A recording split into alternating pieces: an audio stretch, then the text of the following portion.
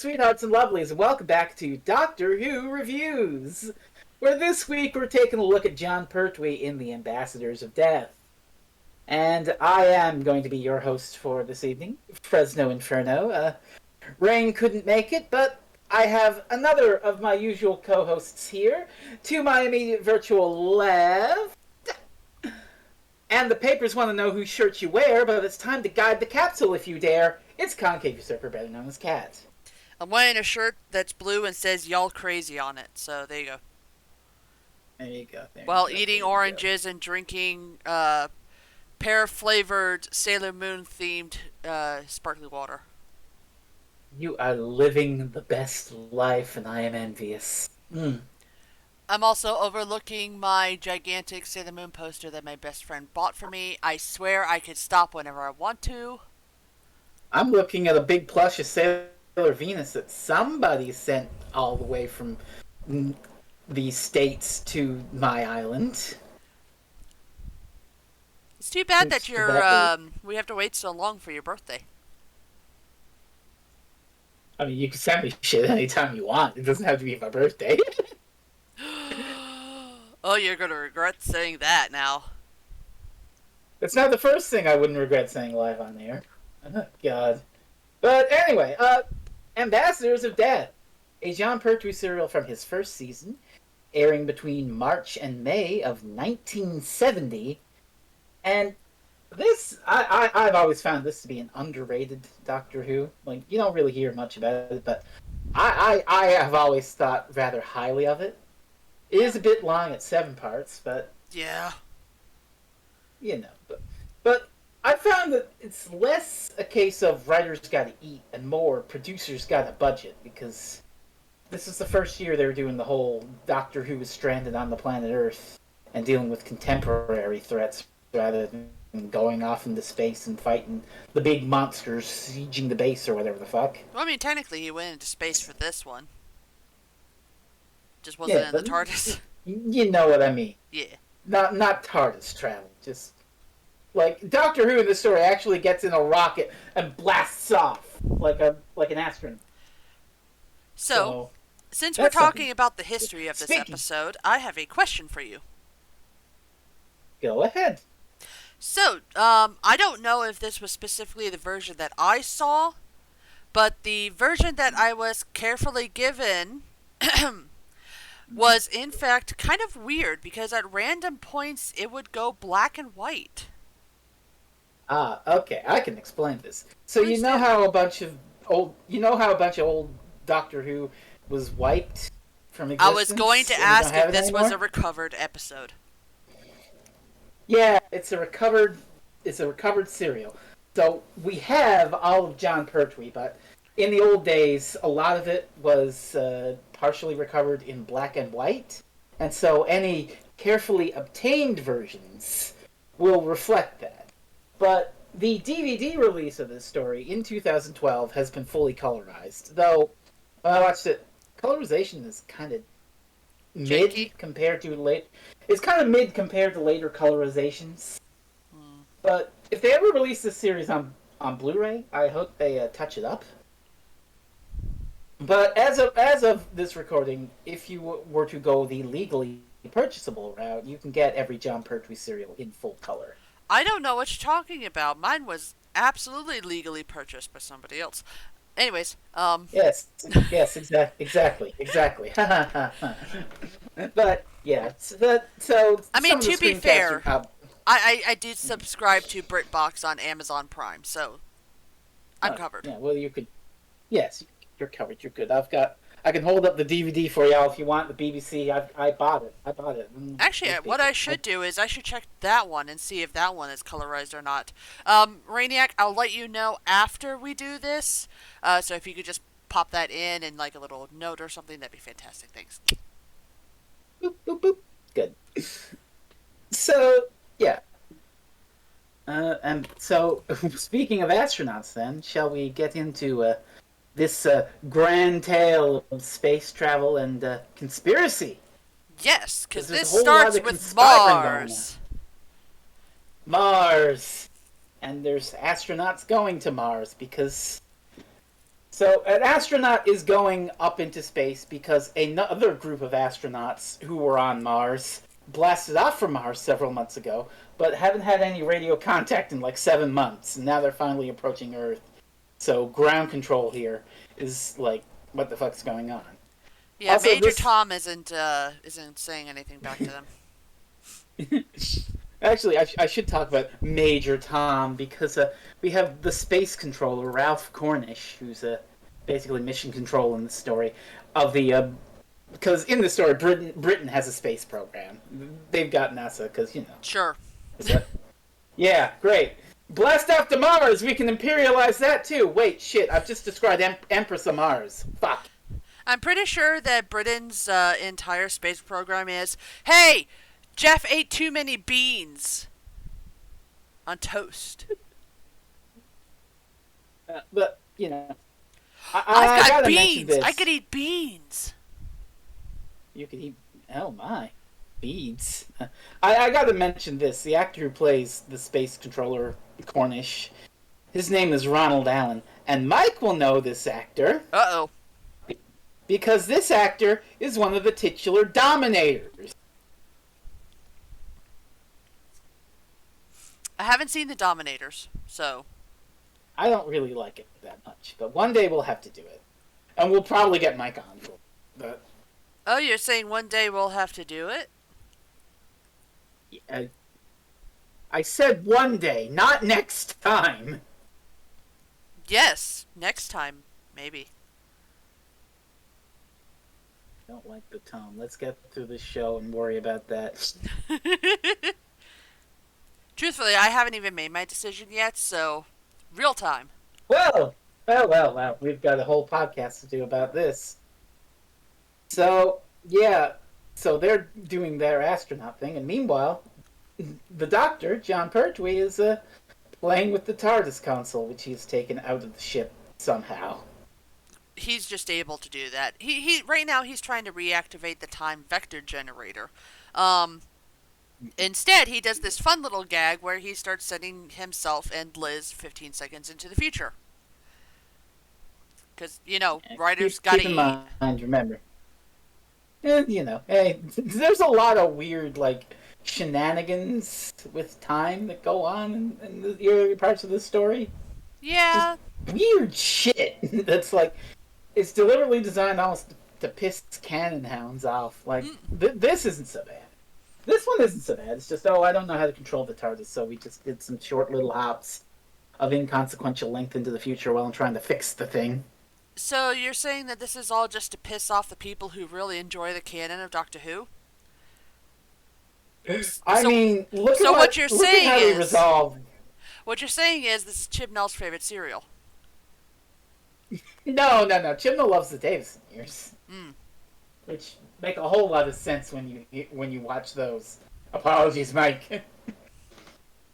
We do not But then the Doctor apologize also for knows- Final Fantasy Frontios.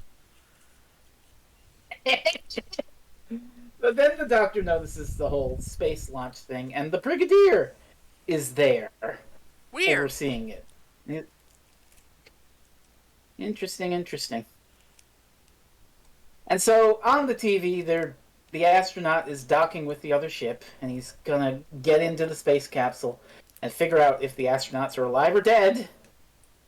And he opens the airlock, and then, well, what do we get? We get essentially the dial-up tone. That too. So there's just a gigantic shrieking noise, which absolutely hurts everybody's ears. Nobody can understand what it's doing, except for the Doctor. The Doctor is just watching this interesting. Very interesting. Yeah. I do like the rapid fire editing as this noise is when everyone's just it's cutting between everyone holding the ears going, ow, my freaking ears! Oh wait, I can emulate that sound.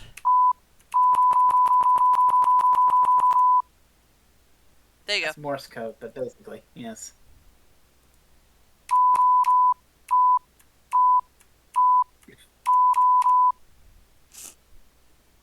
There you go. Fuck! The Titanic did what?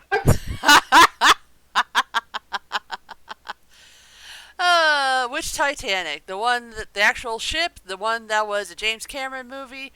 The one where it had a giant octopus that put together the ship again and saved everybody? Or the one where they went to Atlantis?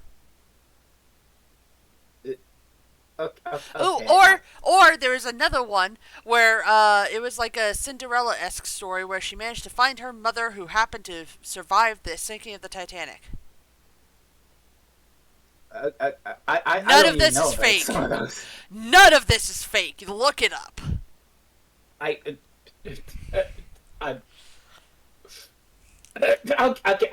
need to get my brain out of there because I'm not asking about any of that right now. Oh my god, I need to have a watch along on Twitch at some point where we watch some of the really bad, like, animated Titanic movies. Oh, the one with the rapping dog? Uh-huh. I see. So, the doctor is intrigued by this loud noise, and that he's like, Liz, we're going to space shuttle control and figuring out what the fuck is going on.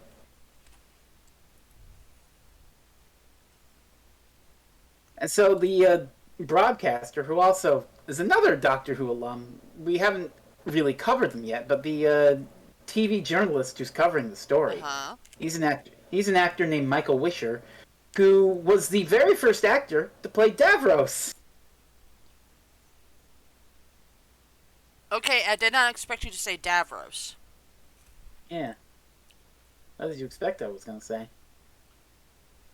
I don't know, some, like, Dominator #2 or something like that. No. Just wait until we get to part 7. There's another one that's going to be well, we haven't covered it yet. Actually, it's kind of spoilers, so I don't know if I'll say it or not. Let's see. I'm talking about an actor named Jeffrey Beavers. If you know, you know. Is he an angry beaver? You could say that, yes. I am a child. Anyway, one character who is being introduced by interviewed by this TV journalist is a scientist named Taltalian, who is, I don't know, what is he, French? Is he Italian? I think he's supposed to be French, because I think at some point the doctor mentions he's French.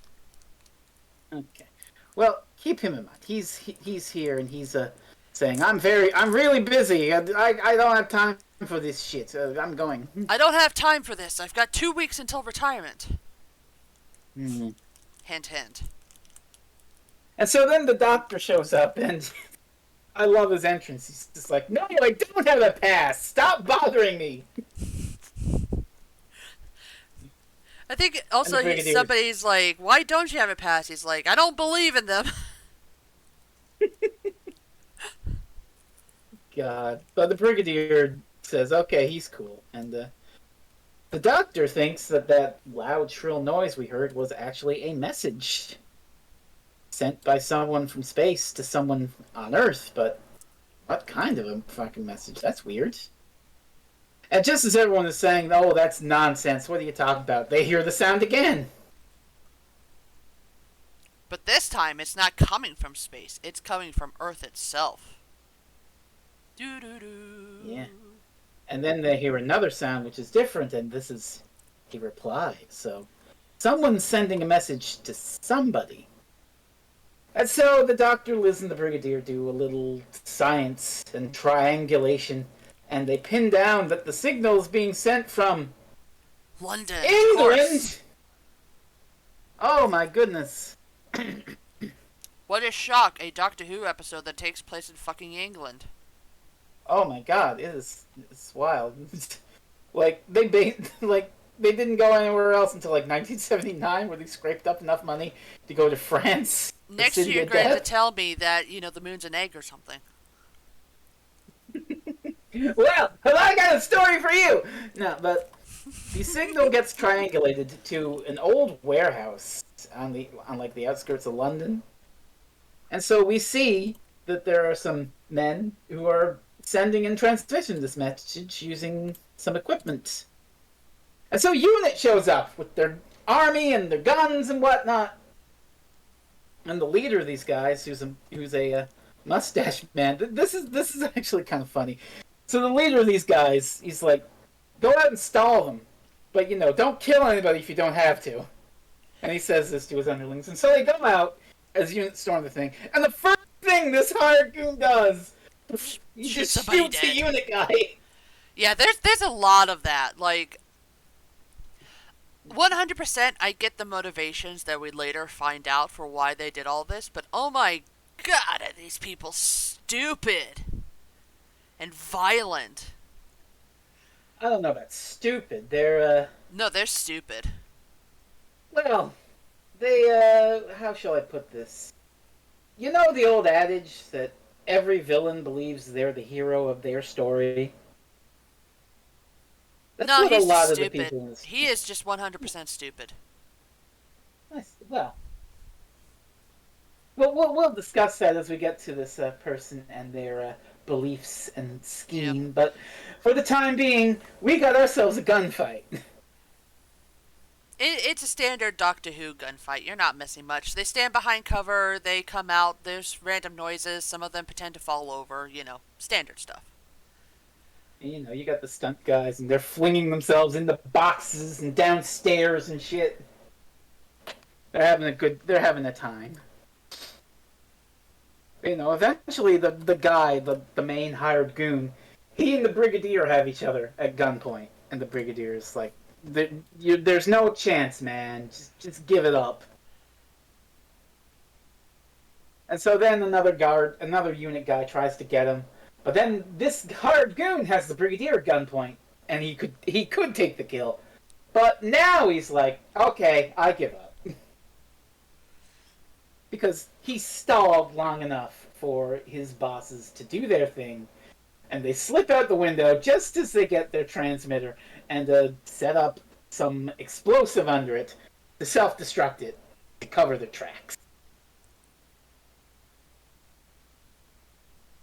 So it was a very lavish gunfight, but it did exactly what the bosses wanted it to do. It wasted time for them to send their message and destroy their evidence and get out. Although I will say, one thing that kind of perplexes me is, at this point, before the Brigadier is about to enter the room, they set up the bomb and everything, and then they start shooting as well for seemingly no reason. And the reason that, at the very least, TARDIS Wiki gives is that they were trying to draw the Brigadier into the room. Why?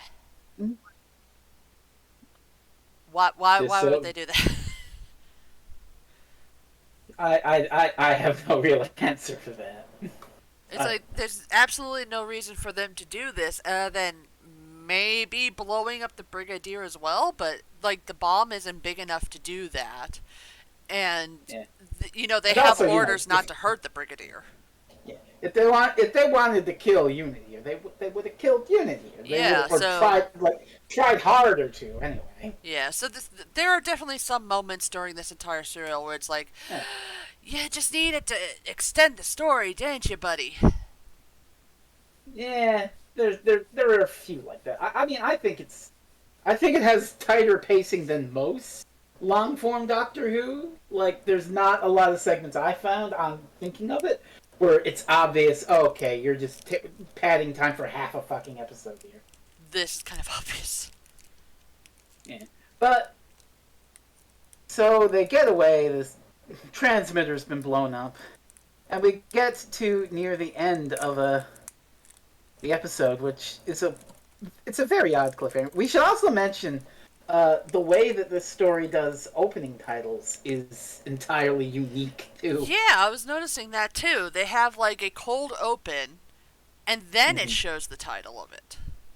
Which is interesting because, like, a lot of foreign people will insist that you don't call the story "The Ambassadors of Death." You do it like the titles: "The Ambassadors of Death."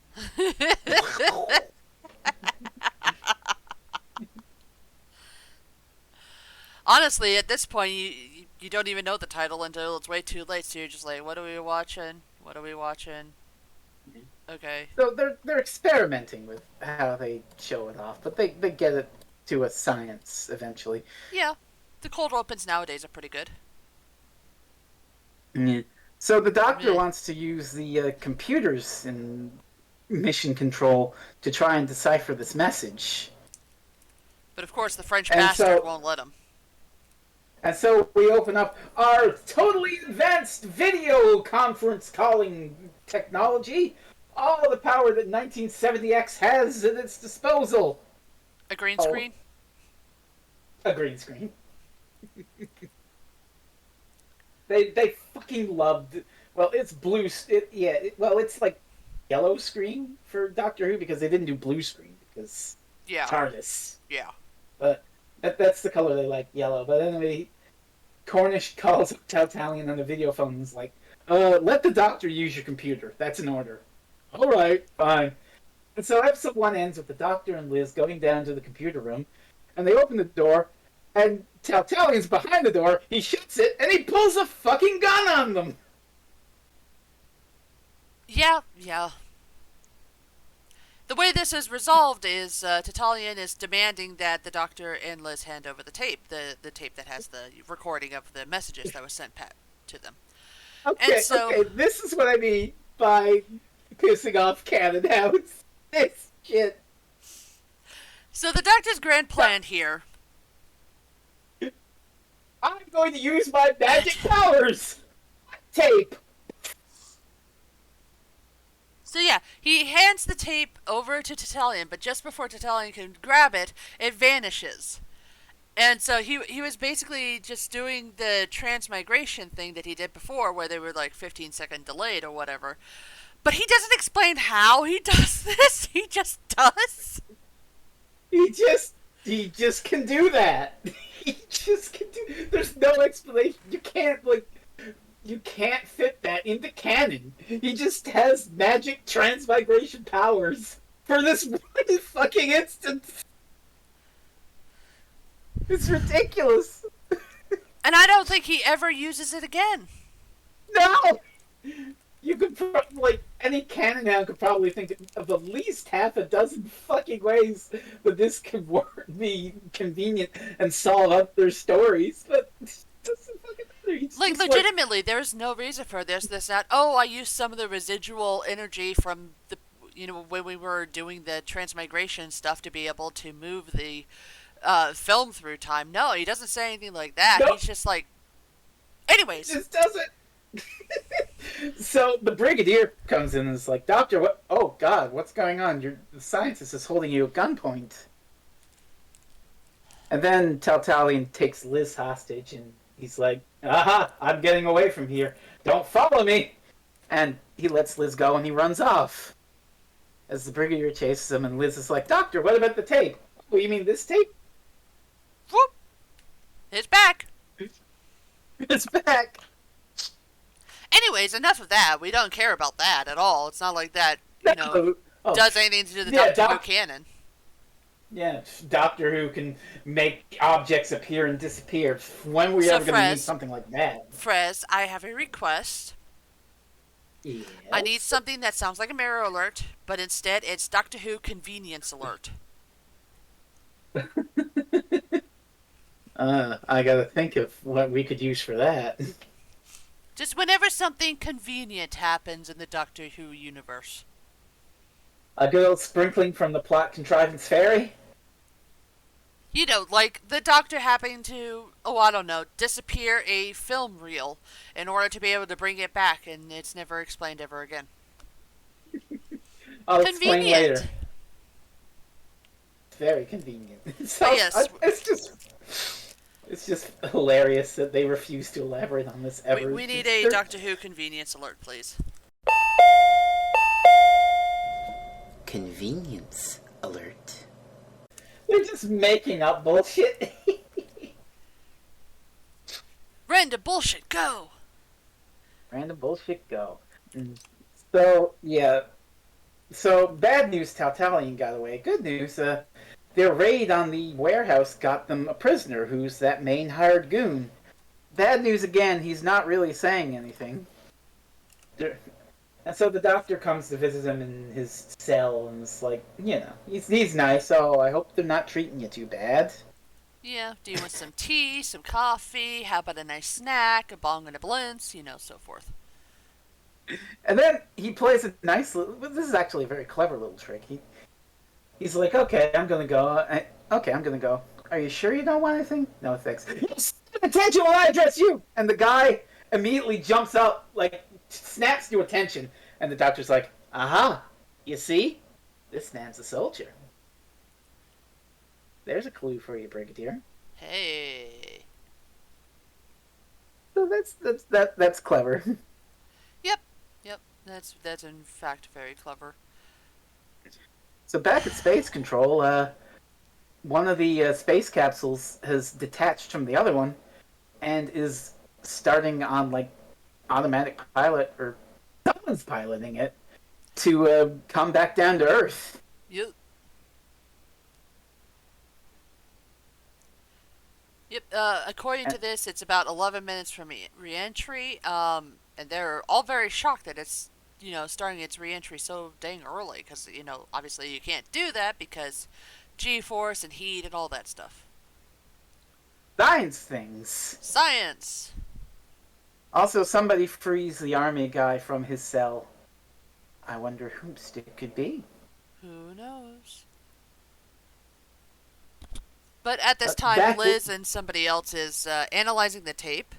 They haven't found anything, and the guy is like, what are you talking about? This computer is fantastic. And so the doctor says to Liz, go over there and check to see what 2 plus 2 is. And, scientist's like, what the heck is that supposed to... Just do it. 2 plus 2 comes back to equal 5. Altalian did some sabotage to try and keep them from analyzing the tape. This guy, what's this fella up to? He's up to no good. Typical Frenchman. Dun dun. Oh well, I can't hate the French too much. They invented poutine after all. I can't hate the French too much.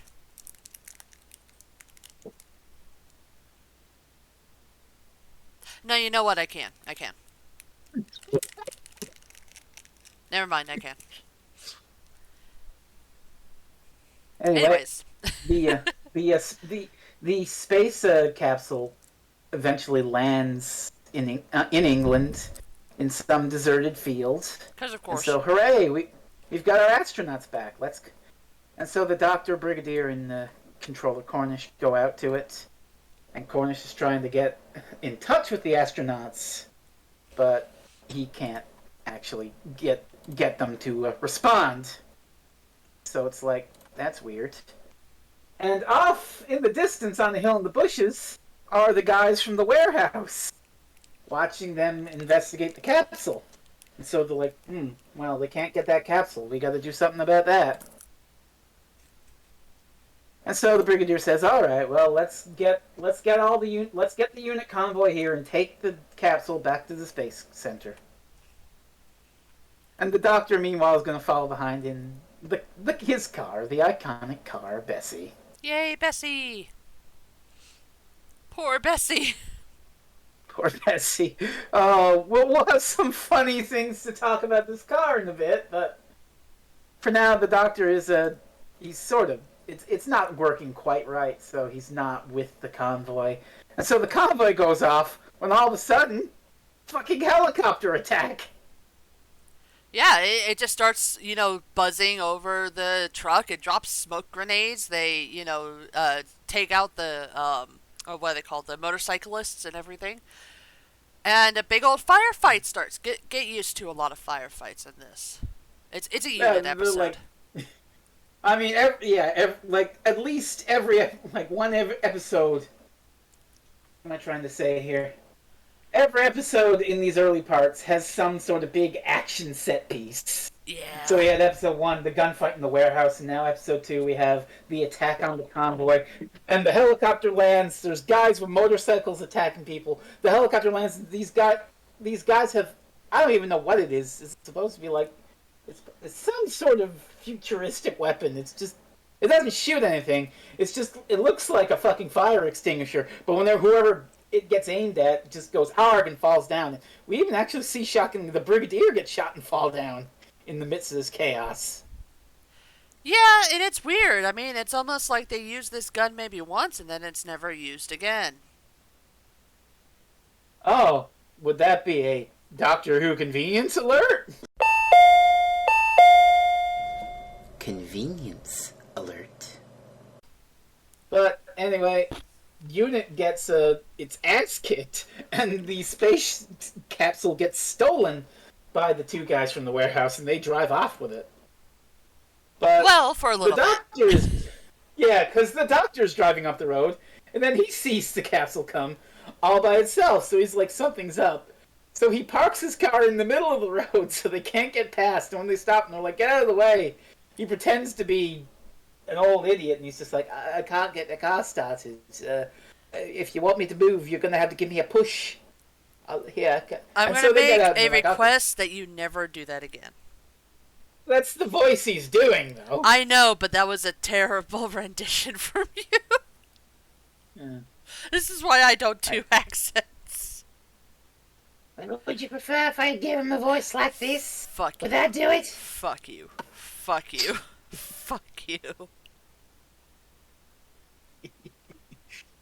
So anyway, these two come out of the convoy truck, and the doctor lets the brake loose so they can push the car out of the way of the road. And then after they get it off the road, he hits the switch on the car called the anti-theft device, which like magnetizes their hands to the back of the car. And he's just like, thanks for the push, gentlemen. See ya! And he just steals the truck back. He steals the truck. This is kind of like I can magically make a tape disappear. Like, the doctor's car has a magnetizing anti-theft device. Doctor Who convenience alert. Convenience alert. It's like something out of the Adam West Batman. The bat magnetized anti-theft device. Anti-Batmobile theft device. It magnetizes the Joker can't get away with the Batmobile because it magnetizes his hands. No, the Joker can't get away because the Batmobile lost a wheel. You know I'm right. Yeah, just a bit. This is very Adam West. So, yeah, the Adam West Batman was running on reruns in England at around this time, I think.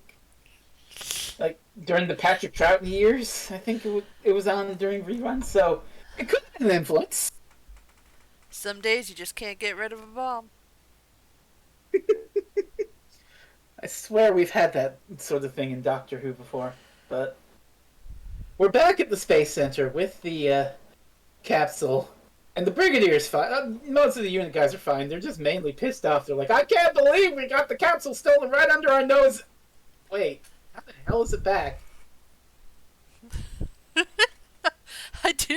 I do really, really love that. It's just like he turns the corner, he's like, what the devil is that doing here? Nicholas Courtney was so good. I know. Mm-hmm. But yes, at this point, Liz has discovered the pattern behind the entire signal that's being given off. Mm-hmm. Which shows that Tautalian, again, knew something was up, and he's in on some sort of conspiracy. And so the doctor's like, right, I'm going to talk to the guy in charge of this whole thing. And so they leave, and Dobson, who I guess is Tautalian's assistant, after they leave, he gets on the phone and he's like, yeah, they're getting close. We gotta do something. I'm totally in on it. The plot thickens. Like soup. Or stew. And of course, we have to deal now with bureaucracy. Ugh. Oh no, can't the doctor just fight a Dalek instead? I mean, Jesus. Can't the doctor just punch a racist instead? Well, I mean, that would be technically the same thing. A Dalek is a racist, so. Well, this is like a civil servant, Sir James Quinlan, and so they're talking about everything that's happened. It's like, okay, Fool me once, shame on me. Fool me twice. There's a conspiracy going on here, and somebody is trying to sabotage this shit. Yeah. And so Sir James is like, "Oh my, well, I'll investigate this immediately. We'll put all our work into an internal investigation at once." And then I love this part too. The doctor and the brigadier leave, and then Sir James turns to a fucking cupboard and he pulls it open, and Talia's inside. Can I come out now? Can I be a conspirator again? Why is Hitler in here? Oh shit! Oh fuck! So they're talking. They're like, "Oh, he's really clever. He's getting close to discover what we're up to." And then Sir James is like, "Well, they don't know what's about to hit them."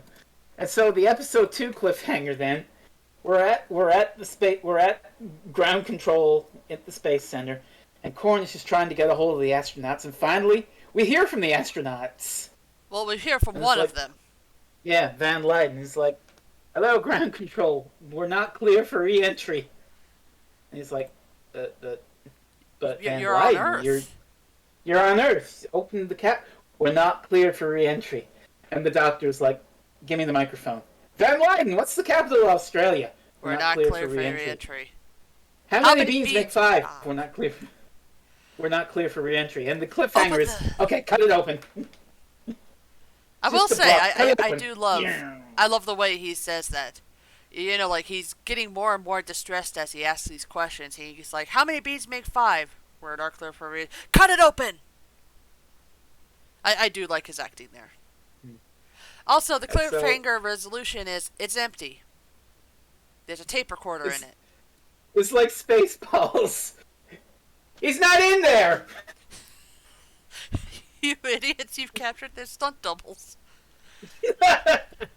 But yeah, there's a tape recorder in there that's activated whenever they talk. So someone went to a great deal of trouble to fool these people into thinking their astronauts were in there, but stuck. And also, Liz notices, guys, the inside of this space capsule is extremely radioactive. If anyone was cooped up in here, they'd be dead. Yeah, so let's all gather around. Let's just breathe in all that radiation. It'll be fine. We can just stand around it. It's all inside of the capsule. It's fine. Liz, how do you fancy a trip to Chernobyl next? I know this was the 70s, but seriously, you think that they would have some idea that being near radiation is not good. Oh, I mean, this story will later say that radiation is very bad and will kill you, so they do have some idea. Except, when it's convenient. Yeah. Speaking of convenient, it sure is convenient that 2 unit guys apparently called the rest of the guards away to take charge of the situation just before they opened that capsule. Yeah, they had to do a security check. Wait a minute. The Brigadier didn't authorize that. Aha, there's some more subterfuge going on. Yes, and is this where we get introduced to General Carrington? It's right around here, yes. So they go back to Sir James to be like, "Yo, what the fuck is going on?" And then he introduces them to General Carrington, who is the head man from the warehouse who's been spying on things all this time. We know that. He's also the head of the newly formed Space Security Department. So, is anybody else getting some Trump vibes here? Oh, God. He's also a former astronaut himself, which will come into play at the climax of the story. So keep that in mind. So basically, the story, the basic story that they're trying to give is, hey, when we did the security check, we noticed they were severely radiated. So what we did was we figured out that this is a contagious radiation. So to make sure everybody is safe, we wanted to put them into a special place so that they could get rid of all the dangerous radiation, and everybody will be fine, and you'll be fine. Yeah, and we just wanted to keep it all hush hush. We didn't want the public to panic. So oh, and I'm really sorry about Tally, and he was acting under my orders. So Yeah. we really had the best interests of the public in mind And you in know keeping what? this all under wraps. We understand you may not have any reason to believe us. Why don't we all go and visit the astronauts right now? Oh, how convenient! They happen to have been kidnapped seconds before we Yeah. got here. Yeah, right after this scene, we see the three astronauts, and Carrington has in fact talked to the main scientist, and the scientist is like, "Oh my God, these guys are massively irradiated. We need to do something." Yeah, give them more radiation. Give them more radiation? Are you crazy? That'll kill them. No, it won't. In fact, they need radiation to survive. Yeah, he's giving them the idea that their bodies have been changed by massive space radiation, and now they need that radiation in order to be able to continue on, and we have to keep giving them more. And it's like, yeah, dude, you're not And fooling so us. some more hired goons come while Carrington's explaining, "Oh, let's go see them." And some hired goons come, and the scientists fight back, but they're killed.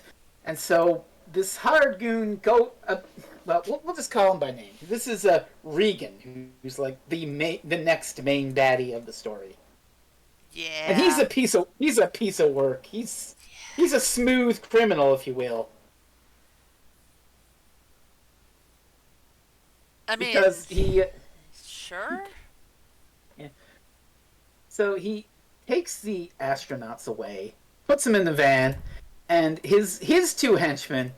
He says he orders them to ride in the van with the astronauts, and so he drives to a quarry, and then he opens up the thing in a radiation suit, and he takes out his two henchmen who have been killed by massive radiation. Wow. Funny how that works. No, this is all part of the plan because Oh, I know. I he know. he dumps them in a pit. He takes some suspicious paper and puts them on their bodies, and then he goes up and he gets up on the hill of this gravel and sort of kicks it down on him to try and cover him up. And in yet another startling case of Ryder's Gotta Eat, the entire time that he's kicking down the rocks and, hiding the bodies and everything, it's intercut with, like, bits of the crane picking up the rocks and delivering them to different places. So, what I thought was going to happen was I thought that the big crane was going to pick up the bodies and then dispose of them, but no, they get found later. So, why they have the Yeah, random footage of the crane, I don't know. atmospheric mood setting. I don't know. Ryder's Gotta Eat. So with that done, he gets in the van and he heads off. But also, the van is disguised as a baking van. It's and no, the van is disguised as a laundry van. Yeah. And then he pulls some James Bond bullshit, and he hits a button, and it like flips the license plate and changes the sign on the van to be a baking van, so that anyone who saw, oh, a laundry van came to the quarry, well, if they see, oh, that's a baking van, that's not a laundry van.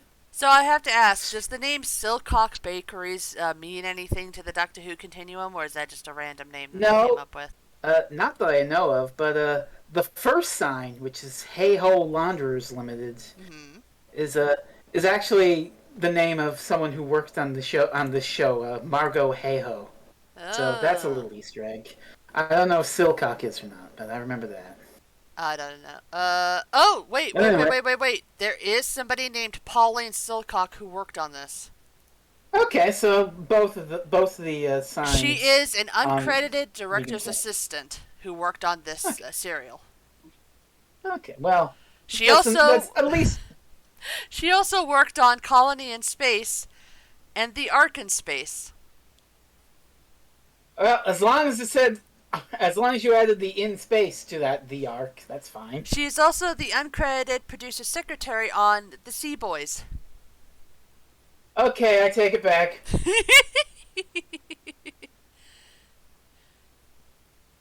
So yes, there's Pauline Silcock, and then there's Margaret Hayho. Yeah. And they both worked in So production, essentially. the doctor and Liz are examining the radiation, and they're like, yeah, like we said, there is. I don't care what Carrington said. There's absolutely no way that any human could survive this kind of radiation, and it's not like special space radiation. that's like infused with cosmic ray. We're not making the fucking Fantastic Four here. It's just the normal kind of radiation that kills you. Well, the Fantastic Three, really. Who's not so fantastic? Well, there were only 3 astronauts. Oh. Unless you're saying the Doctor going up is going to be the Thing or something. It's clobbering time.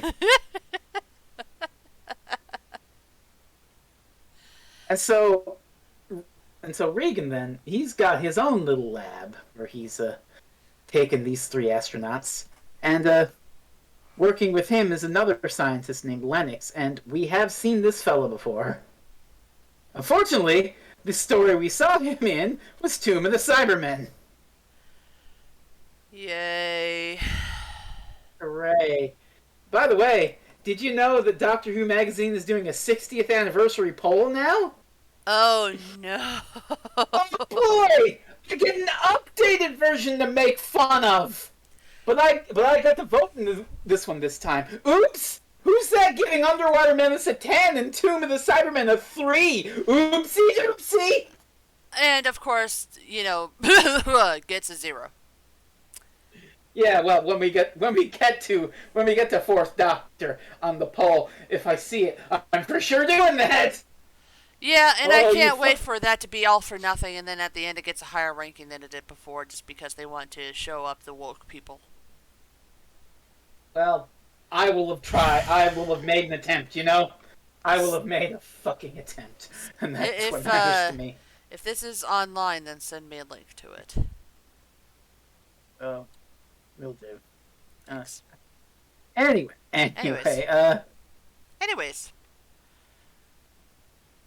Yeah, one of the astronauts almost escapes. Sort of. But it turns out they do need that radiation to survive, because without it, they kind of collapse. So, what the hell is going on with these guys? Yeah, we should mention this time that they have the main door locked, so Lennox is very annoyed at the fact that the main door is locked, considering the alien could have killed him. Well, wouldn't that have been a tragedy?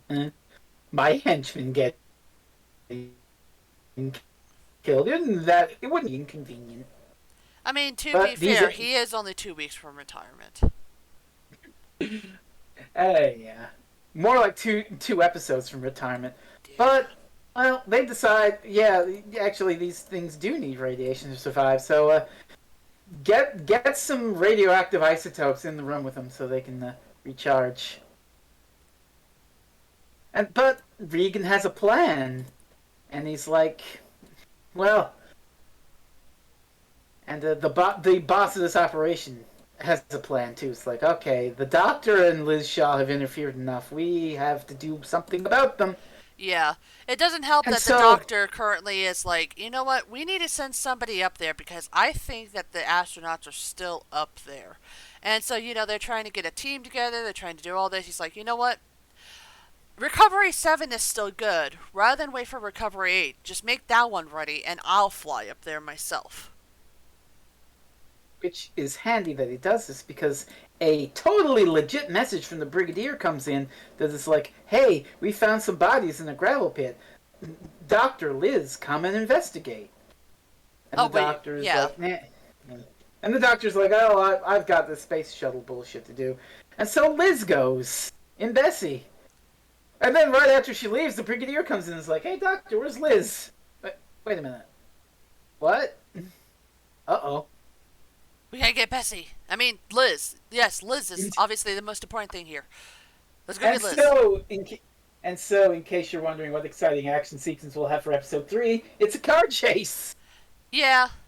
A car chase that quickly becomes a foot chase, which quickly becomes our cliffhanger, which is Liz hanging off of a bridge, essentially. Yeah. Not even a proper bridge, it's like a water treatment center or something. It's like a little tiny bridge over like a water storage tank or something. I don't know what it is.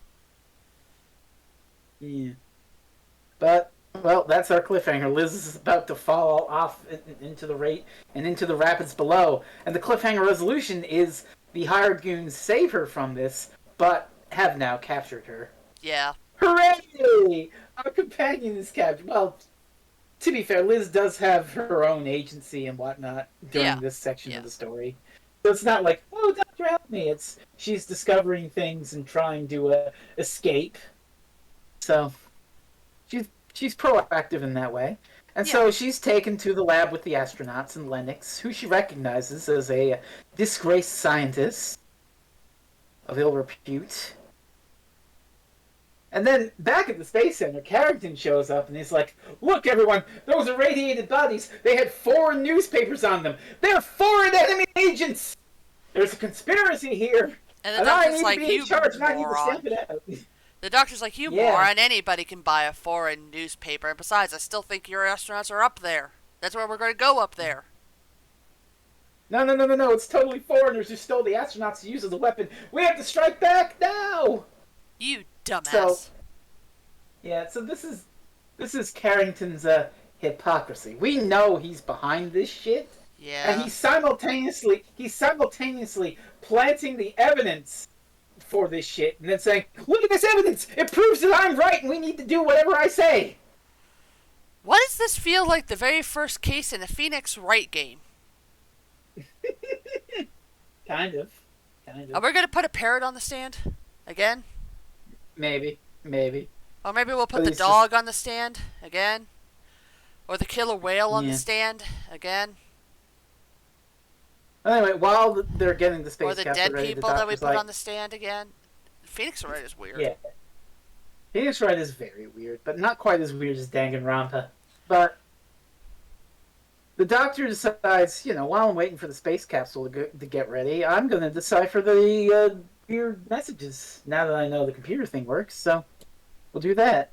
And Tautalian's come back now that he's like, oh, I was just acting under orders. Gee. I love this bit when the Italian's in the computer room.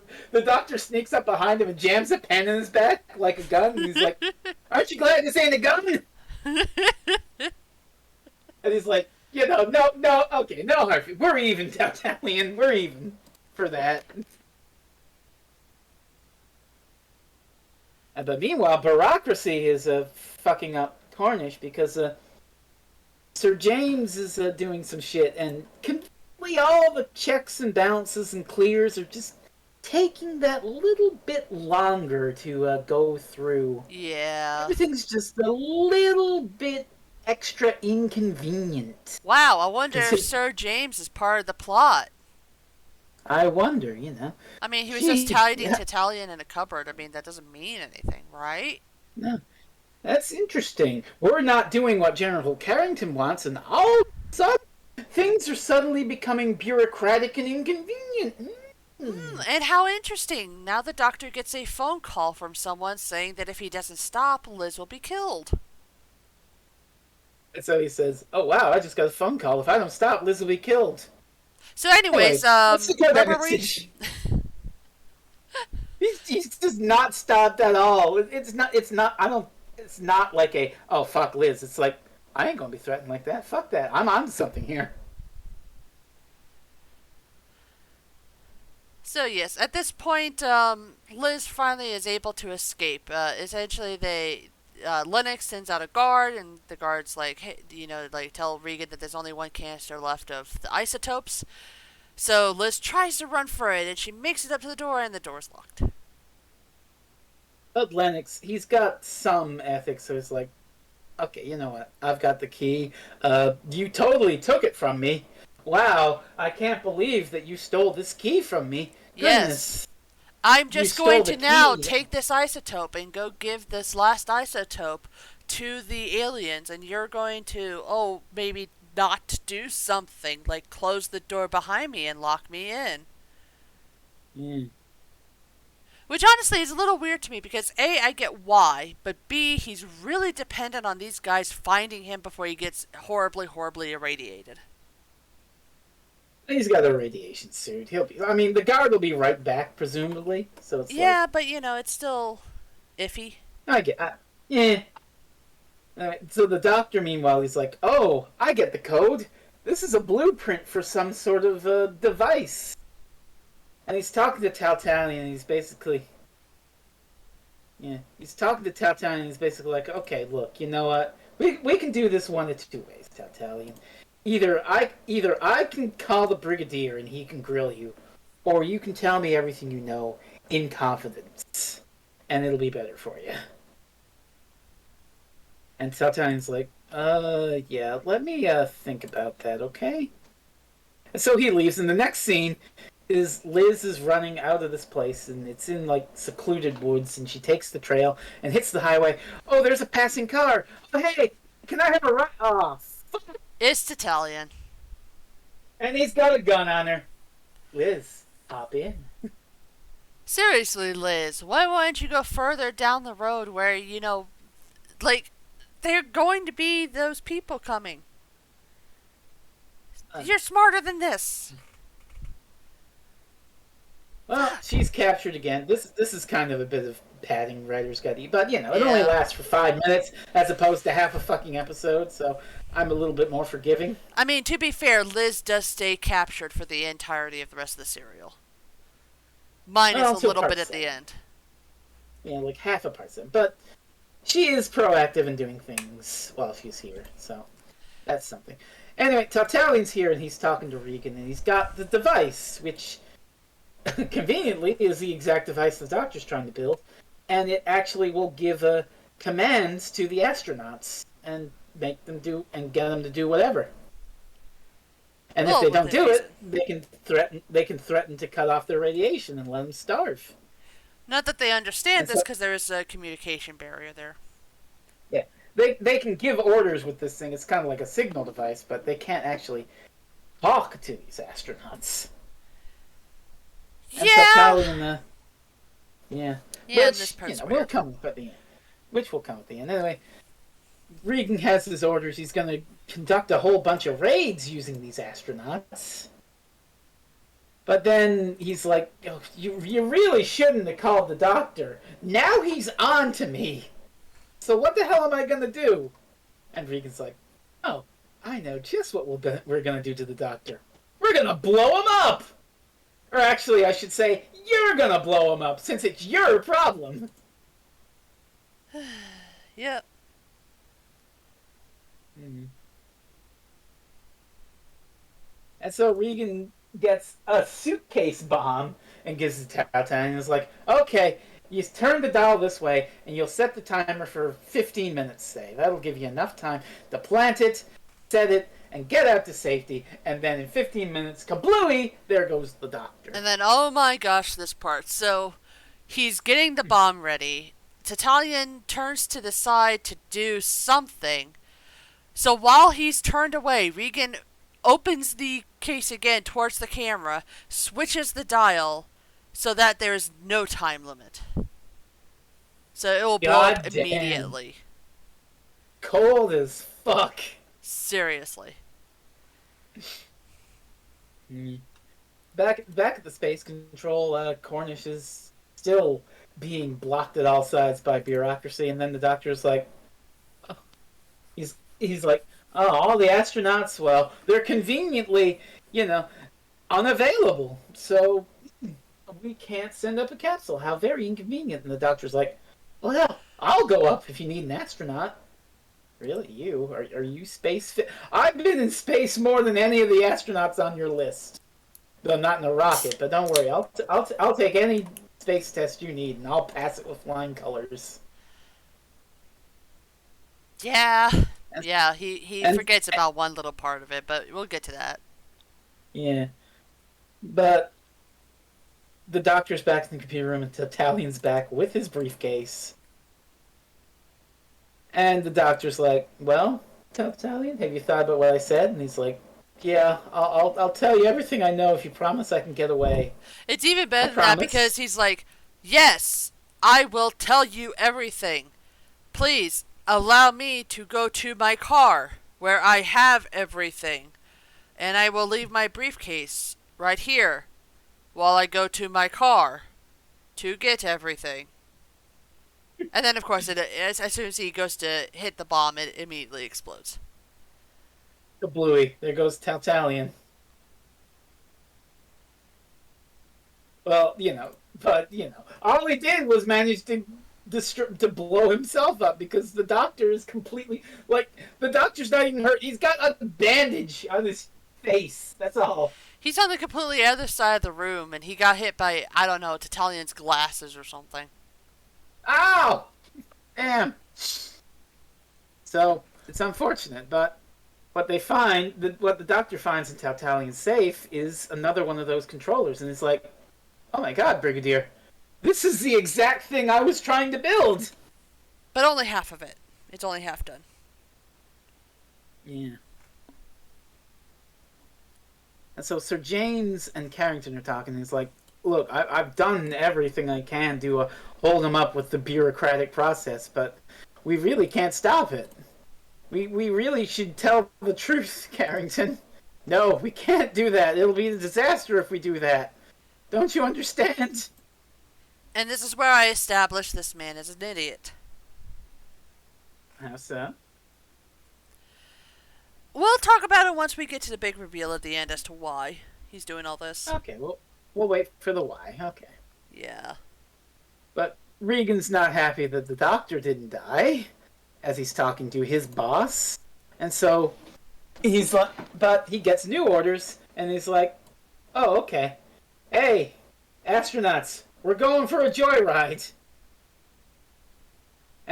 But he does ask Liz, hey, we've got these machines that can let us talk to the astronauts. Is there such a thing as a machine that would let the astronauts talk to us? And she's like, well, it's possible, but you'd have to invent it. And at the Space Center, we get... This is pretty striking, as you've seen.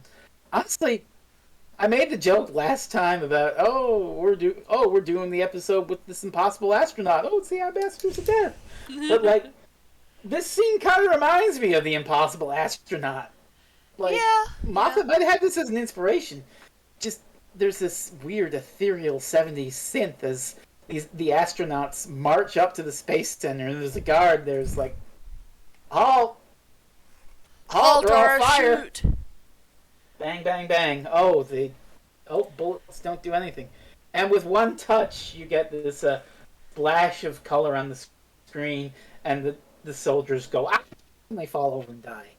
It's like mega radiation blast that kills you instantly. Which, can I just point out that being in close proximity for too long with these things apparently killed 2 guys earlier, so why a single touch is what they need instead of just being near them, I don't understand. Something transferring the radiation to the body via energy, I don't know. Something close quarters, I don't fucking know. Yeah. So anyway, this astronaut is just marching in, ignoring all gunfire, and anyone who gets too close gets zapped.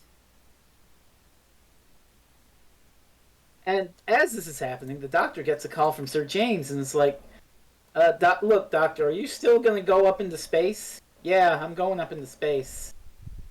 Is there anything I can do to stop you? If you tell me the whole truth, that'll stop me. Okay, you know what? Yeah, come and see me immediately. I'll tell you everything.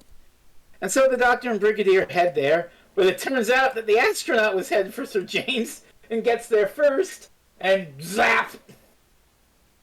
So, womp womp. Oops. And so our cliffhanger is the Doctor doesn't have any peripheral vision. He just walks open to through the open door, doesn't even see the astronaut just standing there. He's like, oh my god, Sir James, are you okay? And he goes to the body to examine for a pulse as the astronaut bears down on him with a hand outstretched. Okay. Cliffhanger time!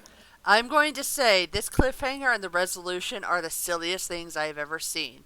If only because instead of like going for the wrist or putting his fingers on the dude's neck, what the Doctor does to check and see if this guy has a heartbeat is lay his head delicately on the man's chest and listen to his heart physically. So the resolution is him with his head on this man's chest, turning slightly and seeing a dude reaching out towards him. It does sound a little silly when you just put it like that, yeah. Yeah, just a bit. But the resolution to the cliffhanger is, oh hey, the Brigadier has a gun. Oh yeah, the Brigadier's here. We're good. Oh yeah, we also should mention that that right after killing Sir James, the astronaut opened a safe and just touched whatever was in it, and it just smoldered, destroying the evidence while he Yeah, was at it. yeah. And so So obviously he can't attack the Doctor or the Brigadier because they have plot armor. So the astronaut turns to leave, kills a random unit guy, and then seals them all inside by melting the lock. the Brigadier's shooting the gun. Oh my god, my gun doesn't work! Quick! Colonel Redshirt, get in here! What's all this? Ah!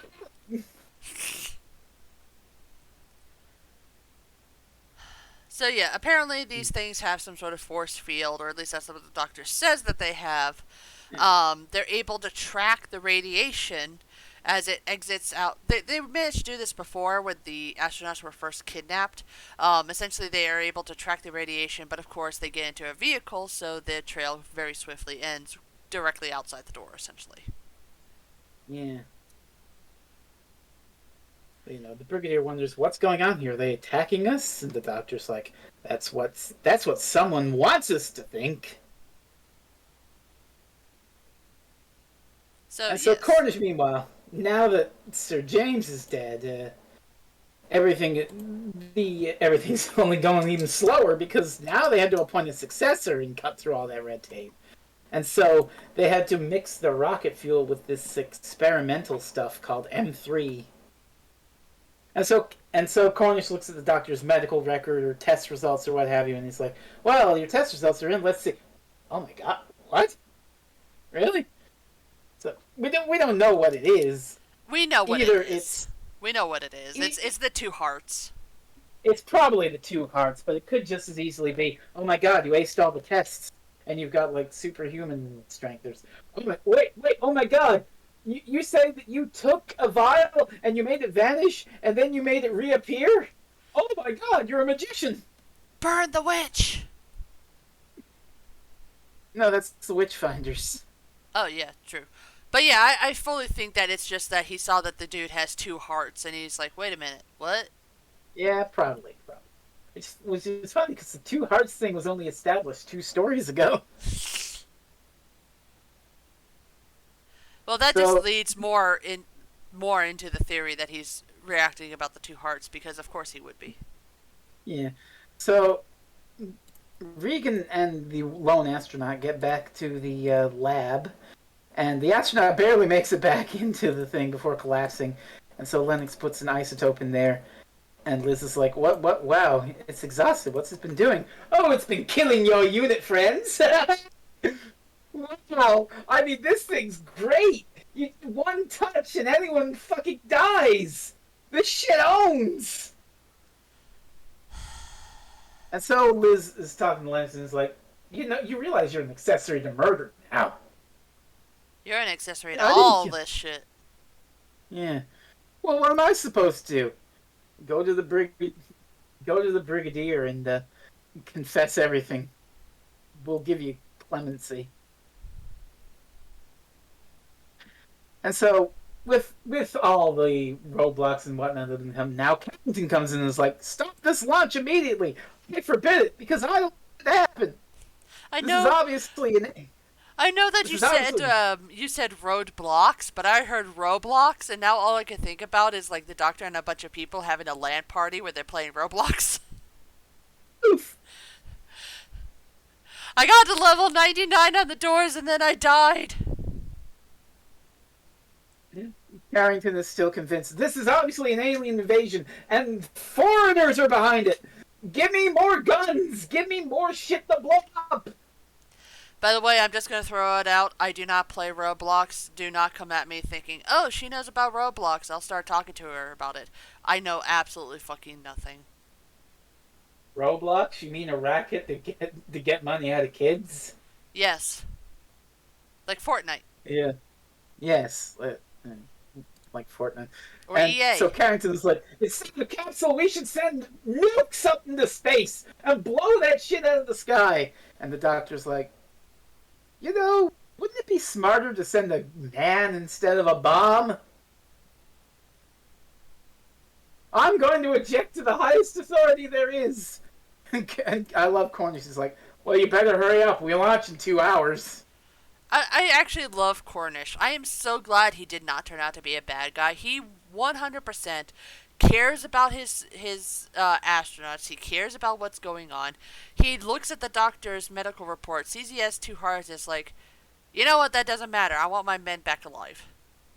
I like Cornish. He's a genuinely good guy. Mm-hmm. It's good. It's good that the story has people like Cornish.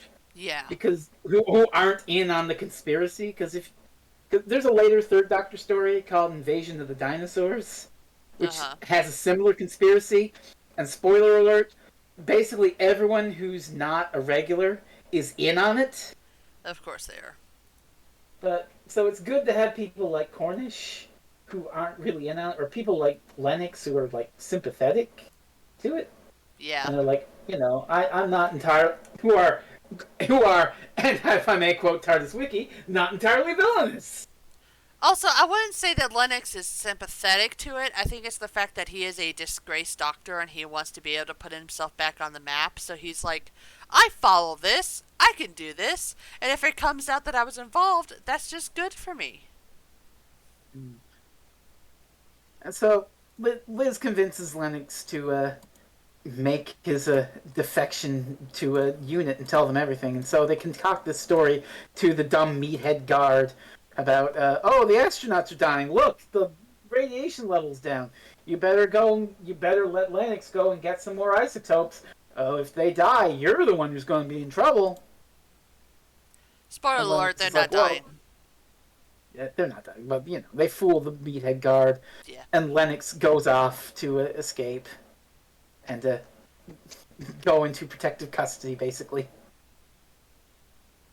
So, he gets to unit, and they basically lock him in the jail cell because it's like, well, you wanted some safe custody because you're super paranoid, so, this is the safest place I can think until the Brigadier can see you. And so, Sergeant Benton, who actually makes his debut in this story, he's like, okay, we'll be here if you need us, Mr. Lennox. And they lock him in the cell for his own safekeeping. Which he's most pleased about because he does not believe that this place is safe. He's like, please lock the door. Please, for the love of everything, lock the door. And so the doctor's ready to go off on the space launch. And they brought the launch time forward specifically to fuck with Carrington and, get up there before he can do some bullshit. And so the Brigadier wishes the Doctor good luck, and the Doctor gets ready to launch off into space. And Regan comes back and is like, "Where's Lennox? What the fuck did you do?" She said that the radiation level was down. The radiation level isn't down, you idiot. Where did he go? Wouldn't you like to know? She says, and then he pulls a gun on her and he's like, I won't ask again. Where'd he go? All right, he went to unit. So you're fucked, Regan. And Regan's like, that's what you think. And he picks up the phone. And then he gets some new orders. He's like, oh, you want me to stop the Doctor from going up into space? Okay. You deal with Lennox, boss, and I'll deal with the Doctor. Oh, boy. Yeah.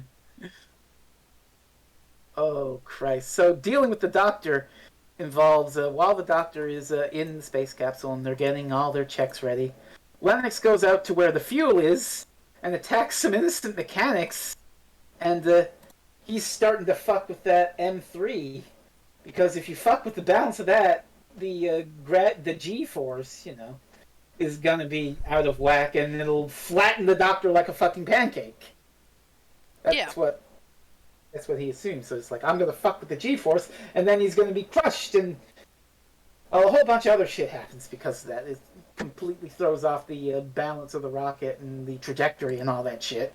Yeah, it's essentially they say they have to get the balance of it just right, or else the thing will explode. So of course the dude goes in, and immediately it's just all M3, just all the M3 in there. Yeah. So he's dealing with the Doctor in that way, and how they deal with Lennox is fucked up. Yeah.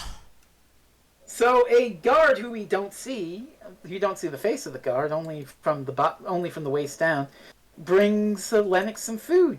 And Lennox is like, "Oh, lock the door, won't you?" And he locks the door. Lennox opens up his food tray, and it's a fucking radioactive isotope. And there's an alarm button in the cell, but this random guard, who's spoilers, it's Carrington. Yeah. He disengages the alarm, so Lennox is locked in this cell with a fucking radioactive isotope and is going to die of radiation poisoning. Slowly and horribly. Holy fuck. Damn. We don't see the aftermath of this, but, Jesus Christ, it's what a way to go. Yeah. Especially since he has absolutely no protection for this at all. Yeah. It's fucked up the lengths that they're willing to go to keep whatever they're doing here. Yeah. In check. And trust me, once you guys find out why they're doing this, it's really stupid. But also, second thing, I mean, it was inside of a container. How long does it take for the radiation to leak out? I mean, surely somebody should have gone there in time. I don't know. I don't know. It just seems weird to me. It's convenient. It's a terrible radioactive. Oh God, I'm going to die. Doctor Who convenience alert. Convenience alert. So, the Brigadier has noticed. Oh God, there's been sabotage with the fuel, but he's unable to stop the launch in time because he gets there just as they're like 5, 4, 3, 2, 1, blast off. And so, oh shit. The rocket is sustaining high amounts of G-force, and we see basically the way they show this effect is they blast a fan in John Pertwee's face, and he's just like, "Burning!" I was going to ask about that because his face is hilarious when it's being affected by the quote-unquote G-forces. I mean, that's basically what they had to do. They just blew a fan in his face, and his cheeks are puffing out.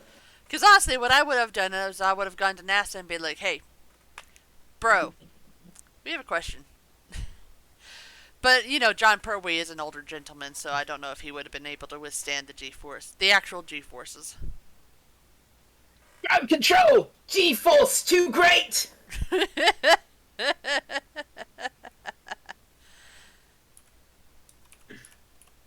But...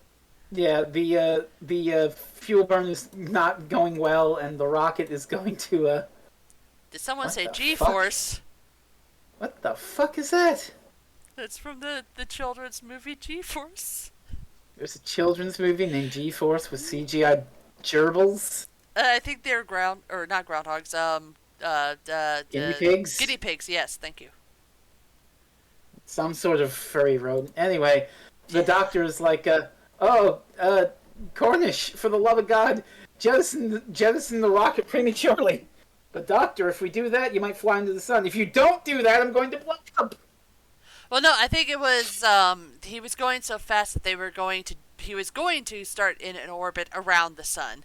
So he was like, okay, jettison all of this, and the problem was that he might not have the momentum to be able to get into orbit. Mm. And so they jettison it just in time, and the doctor manages to get control of the space capsule. Despite the difficulty in sabotage. Which also doesn't make that much sense, because according to the doctor and everything, the heat had corrupted the controls, and that's why he couldn't control the fuel burn manually. But now he's able to control everything just fine. Well, I don't know. Maybe that part just fizzling out. But it's weird. Either way, the doctor makes it up to the space capsule that's in orbit, and just like in episode 1, he links up, and he's ready to go in.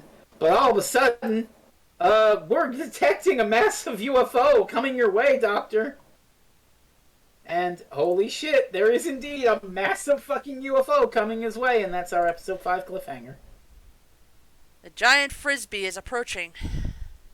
Oh shit. And so as episode 6 opens, it gets closer and closer. The doctor can't evade, and from ground control they see beep, beep, beep. It's getting closer, closer, closer, and then And then the light that is the space capsule goes out, and it's like, Doctor! Doctor, come in! But the doctor's okay. No. Yeah, the doctor's fine. Because he's inside, and a voice is talking to him. And it's like, you're not in danger. You can come on out. And you won't need your space. You won't need your life support either. We've created an environment for you. And so we get the magic of blue screen. Oh my gosh, this. I fully get it's the 70s. This is the best they could do. The doctor floating down in that horrible, horrible effect is just hilarious. I want you to know there's a Tom Baker story called Underworld with Leela and Canine, and to save budget, they were like, instead of building sets, we can just build miniatures of the sets and then blue screen everybody in. I want you to imagine an entire story looking like this shot. That's Underworld. That one. Does that one exist? It exists. Spoiler alert, we're doing that one. I mean, it's not great, but it's not like we're doing that bad. One. So okay, if you want the bad blue screen, you want 3 episodes of bad. I want to see how ridiculous it looks. Oh, it looks pretty ridiculous. But the doctor heads off into this tunnel, and he finds the decontamination area of Space Center. Sort of, yeah. It's the 3 astronauts, and they're watching this weird thing. It looks like a weird orb thing, but they think it's a TV, and they think they're watching a football match. They're like, oh my God, come on! Oh God, this game is over before it even started. Oh man. Yep. And basically, they are under the assumption that they are on Earth. They're just waiting to be fully decontaminated so that they can go back out to everybody. And the doctor is, of course, extremely confused because, no, you're not. But then some weird signal puts him into a trance, and then a screen opens, and there's an alien. And he's like, Why have you not returned our ambassadors back to us? And the doctor's like, what? If you don't bring our ambassadors back, we're going to destroy Earth. Back on Earth, meanwhile, Carrington's like, there's a UFO up there! Arm every nuke! Blow it up! Blow it out of the skies! Shoot! And the Brigadier... Yeah. And Cornish is like, the doctor and my astronauts are up there. I could be up there. I can't do that. And the Brigadier sort of takes a neutral stance. He's like, well, it could be a threat, but also, Carrington, I think you know more than you're telling us. So I trust the doctor. Yeah. And back up in space, the doctor's like, look, the people on Earth have no idea what this is with the ambassadors, but I think I kind of understand what's going on here. If you let me go back to Earth, I will do everything I can to get them back. Can I take my guys with us? No! Bring back our ambassadors and we'll get back your guys. Yeah. And so the guys snap back, and the doctor's like, yeah, guys, you're gonna need to stay in quarantine a little while longer, but we've got everything under control. We'll get you out soon enough. And they just go back to their football game and are just like, damn it, we lost against France. Meanwhile, back on Earth, the Brigadier is being Sherlock Holmes. Because they found Lennox dead in his cell, radiation poison. The Cornish is like, man, you unit guys can't catch a break, can you? Or can we? Those men in the gravel pit weren't foreign agents. They were petty London thugs. And the bomb that blew up Teltalion was an experimental army bomb that hasn't been released to the public yet. Plus, on Lennox's shoe, they found an insecticide. A special insecticide. And it was used. Yeah. And it was sold to a company that doesn't exist. So we're really on top of this game. It just doesn't help that everybody's one step ahead of them, which they sadly can't help because, higher up on the food chain. Higher up on the food chain. But the doctor's back. And it's like, yeah, I basically have to maintain radio silence, but The astronauts are safe, and I'm coming down. So put unit on standby. And this is kind of spooky. Liz is giving the astronauts more isotope. When one of them takes his helmet off, and we see the alien face, and it's all blue and bubbly. Yeah, it's not great. Yeah. But Liz is kind of spooked and like. But Regan's like, oh, never mind that. Oh yeah, Lennox is dead. You want a job? And she's like, well, what's the alternative if I don't want the job? Death. Think it over. And then he gets a call from his boss, and he's like, oh, the doctor's coming back from space? And you want him dead? Okay. Time to go meet a man. So the doctor touches down, and since he can pilot the capsule, he touches down at the space center. And he goes into decontamination. He's going to be in there for an hour. But I find this funny, because Regan comes back to sabotage it again. So, like, in the span of, like, hours, I don't know how long the time has passed here, but in the span of 2 episodes, Regan has infiltrated the space center and beaten up guys and sabotaged shit twice. Yeah. Christ. But this time, he is pumping knockout gas into the decontamination chamber. And just as the doctor gets dressed up again and ready to go out, he gets gassed and knocked out. Which I love his pratfall. He like lays down on this bench or something. He starts coughing. He tries to get up, and as he's turning to get up, whomp. It's a great pratfall. And so Regan takes him out, and he manages to escape just as they're like, just as the Brigadier discovers that the chamber's been gassed, and it's like, somebody gas the chamber! Don't let anyone leave the place! And of course, the guys at the gate get the call just as they let the guy through. Yeah. And so the Brigadier's like, well, the doctor's been abducted, and Carrington's like, I knew it! He's been working with the enemy the entire time! Right! I'm right! We should attack now! Tell me, what do you really know about this doctor? We only know what the Brigadier's told us. The Brigadier's like, well, it's a long story, but I've known him for some years now. Off and on. I'm going to investigate the doctor, and I'm going to blow that spaceship to smithereens. Rabble. And so Regan gets back, and he's on the phone. He's like, yeah, boss, I killed the doctor, so mission accomplished. But he didn't kill the doctor. The doctor is very much alive and wakes up in the lab with Liz. And Regan spared the doctor because he's like, hey, you want a job? I disobeyed my orders because I think that you can be useful. I think you can build me a machine that can translate their speech so we can both talk to each other. Can I just say, if they offered enough benefits and pay, 100%, I'd be fine with a company doing this to me. Just kidnap me. I mean, it's better than most capitalist ventures, I'll give them that. I currently work for the government. You can't get any worse than that. Mm. Save me. And so the doctor is seeming to go along with this, and it's like, okay, you know what? Well, let me make a list of stuff, and if you can get the stuff, I'll build your machine for you.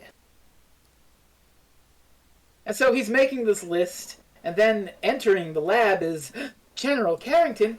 You've come to rescue us. How did you know we were here? He knew we were here all along, Liz, because he's the mastermind. He's the bad guy. Not that we could have gotten that from his emphasis on blowing shit up. Doctor, you're alive, but I gave orders for you to be killed. Oh, I'm really tricky that way. Well, I'll deal with it. And he pulls a gun and he's like, I'm sorry, Doctor, but it's my moral duty to kill you. I hate him. Which, that phrase is going to come up a lot. I hate it. I hate that phrase. I hate that phrase so much. You know what, Kat? As we get into episode 7, where which is diffused by Regan saying, oh, hi, boss. Yeah, I left him alive because he can make a machine to translate the aliens. We don't need to translate the aliens. We need to destroy them because they're evil. And he's like, well, but he could be useful, but, kill him if you wanna. And it's right about here that we get Carrington's backstory. And since you've been building up to having thoughts on it, Kat, you should cover it. So Carrington used to be an astronaut, and so at one point he actually went to Mars, and while he was on Mars, he met our titular aliens here. And the way he puts it is that he had a companion with him, and that person went to go, interact with the aliens, or something happened, and the aliens touched him, and he immediately died. And so, of course, Carrington was immediately like, oh my fuck, they're hostile. What the hell are we going to do? And so he goes back to Earth, and he's immediately like, okay, so these aliens are evil. They're going to come down and destroy Earth. So therefore, I must save everybody. Obviously, I am the only one who knows the true menace of these aliens. I am the one who has seen what they can do. I am the one who will save the Earth. It's my moral duty! Fuck you! And to ensure my moral duty and to save the Earth, I am going to create a conspiracy and kill random people and make these aliens kill random people to prove that these aliens are murderous and will kill random people. I'm going to save everybody by killing everybody. He's a total hypocrite, but that's in his mind. He believes that he is the hero. This is why I call him a massive idiot. Here's my question to you, Frez. What is UNIT's main purpose? To investigate and deal with hostile alien threats coming to Earth. So this guy, Carrington, instead of going to UNIT and saying, hey, there are some hostile aliens, they killed my friend with one single touch, we should probably do something about that. Instead, he's like, you know what I'm going to do? I'm going to, A, get a whole bunch of people together. B, manage to figure out these aliens' language. C, build a device to be able to talk to these aliens. And then, everything else after that is get some ambassadors, trick these aliens into sending these ambassadors down to us in exchange for some, astronauts. Take these ambassadors, use them to kill several people, and use them as a sort of menace in order to be able to get people to go and attack the aliens that are currently hovering above the entire planet. When he did not need to do any of this, all he had to do was go to UNIT and say, hey, there's some hostile aliens. They killed somebody. Maybe we should do something about it. I hadn't thought of that. Well, if you're thinking on logically like that, yeah, that would be logically. This entire serial could have been avoided had he just gone over to the Brigadier and been like, hey, bad shit's happening. You're right. I don't usually think of media in that way, but I can't deny that you're right. It would make more sense for him to do that. But it's like the doctors still would have interfered, but there would have been way less death. There would have been like the ambassadors coming down and them trying to, talk to each other. So it would have been more, I guess, a political episode than it would have been a here's some random action scene serial. I get where you're coming from, but I do like the story, and Carrington isn't a logical person thinking of how to do this logically. He's blinded by his own bias and hypocrisy and xenophobia, and he's like, I can't trust anybody. Only I can deal with this. That's how I view Carrington. Only I can deal with this, and only I need to gather the people I can trust. And some of these people even didn't know what he was up to. Sir James Quinlan, he didn't know the full scope of the plan of I'm going to frame these aliens as monsters to justify causing panic so people will agree with me that they need to be destroyed. All Sir James Quinlan wanted was, the fame and glory of I'm the first person to talk to an alien species on planet Earth. Ooh, it's like I can fully understand why Carrington would immediately go to we have to destroy them. They killed my friend. We have to destroy them before they destroy us. But there's also the fact that, again, UNIT is right there. He knows what UNIT is for. I get where you're coming from. him. It doesn't ding the story for me, but at the same time, I get where you're coming from. Oh, trust So me, it doesn't ding the story for me either. I just think Carrington is a fucking idiot. I wouldn't call him an idiot. I call him a xenophobically blinded hypocrite. So an idiot. There's a distinction. Kind of, but there's a distinction there. He really is the kind of villain. Like I said, he is the kind of villain who is convinced he is the lone hero of his story. He's the one who's going to prove to the world, even as they're all like, oh, but maybe we should trust them or maybe we should talk to them. He's like, no, they killed my friend. They're evil. This is all for the greater good. My moral duty is to...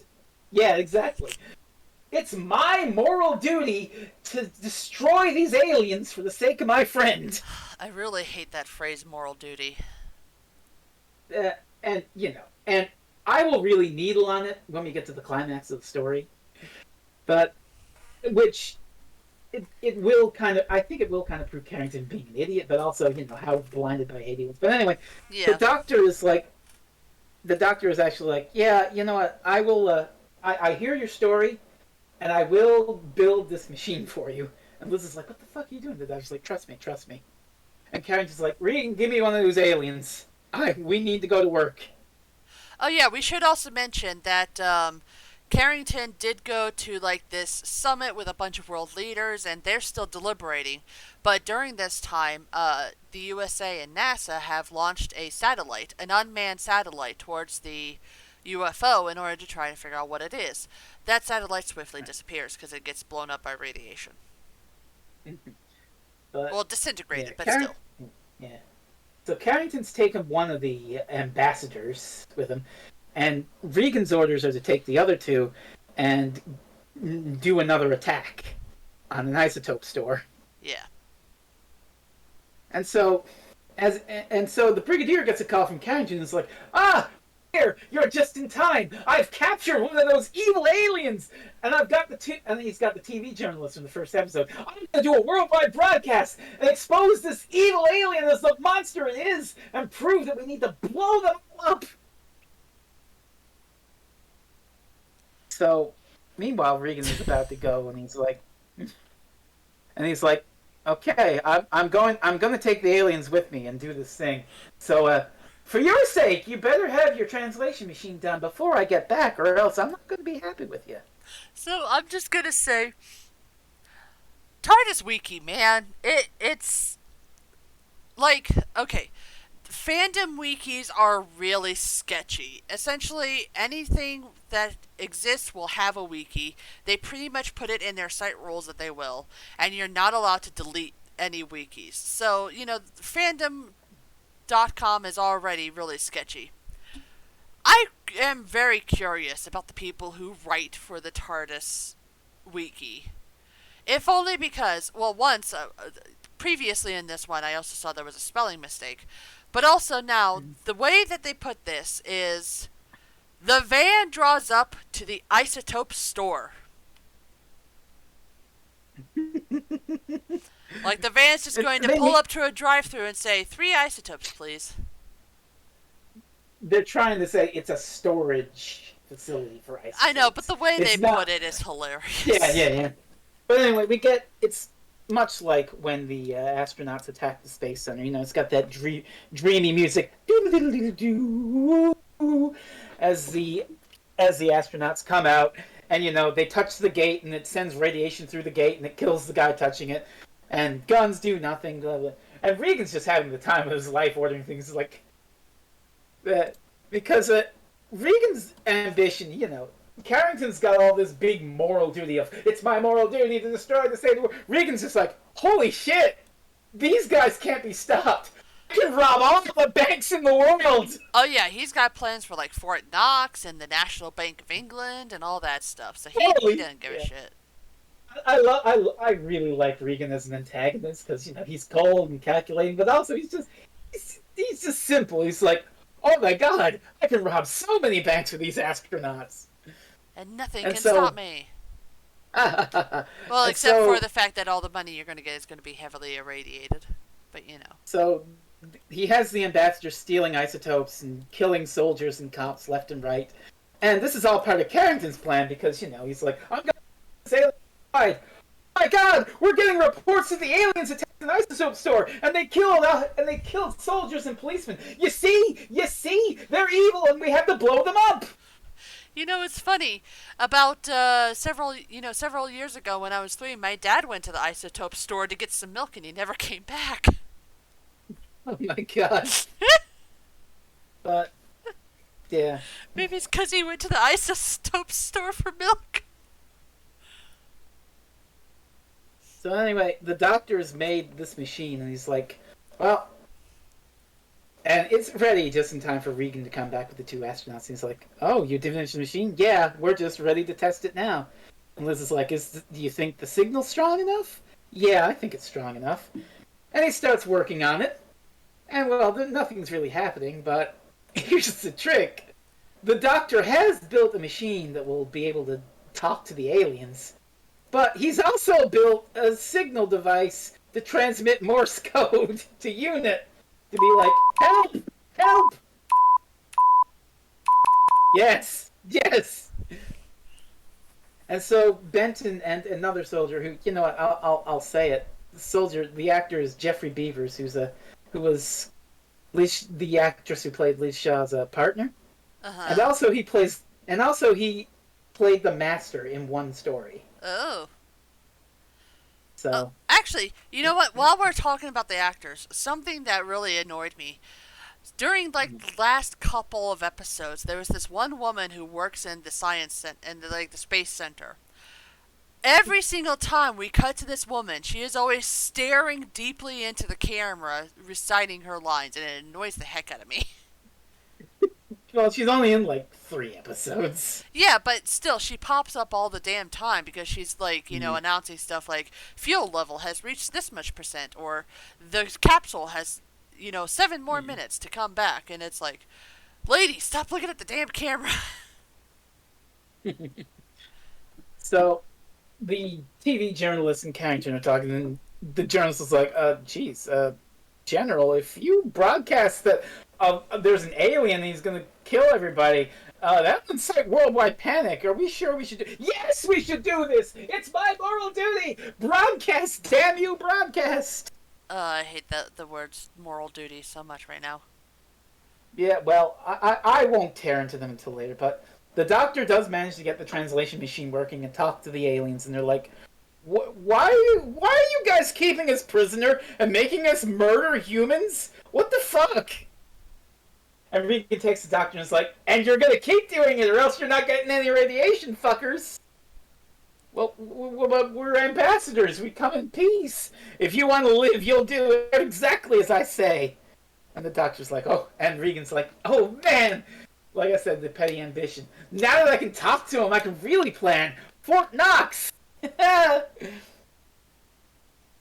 the UFO is actually talking to the Space Center now, and they're like, hey, you don't have very much time left. If you don't return our ambassadors, we're gonna attack the Earth. Which really doesn't help in proving Carrington wrong. Although, the simple fact that they said the words ambassadors really should have made people go like, wait, what are we doing? No, but Carrington is blustering too loud, and he's like, no, attack, no! And Cornish and the Brigadier are like, we really shouldn't do that. I got an SOS. I think it's from the doctor. And Carrington panics and is basically like, Brigadier, you're under arrest! Fuck you! You're in on it! You're all in on it! I'm the only good one! We should do what I want! Again, if he had just gone to UNIT in the first place, he wouldn't have to do any of this shit. Yeah, well, that's what he doesn't trust them. I mean, in the beginning of this episode, wasn't the doctor really pissed off about the fact that they just bombed the Silurians for no reason?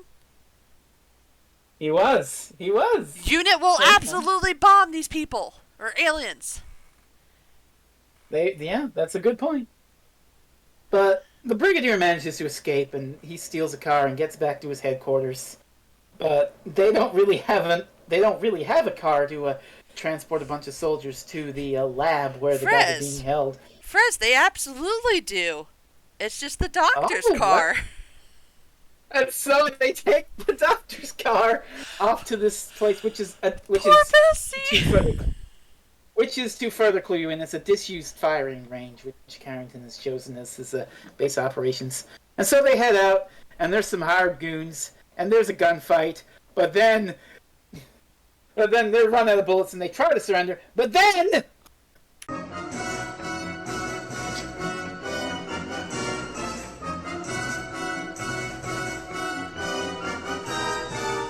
May he forever rest in peace. yeah, the guy who made that theme died like a week ago. What's his name? Gerald Fried. Or it could be Fried. I think it's Fried. Gerald Fried, he composed a whole bunch of TV music, including that Star Trek fight music cue that we kept using, so you know. May he Rip rest in in peace. peace. But yeah, the Brigadier has a fist fight with one of these guys and basically punches him off the edge of a cliff.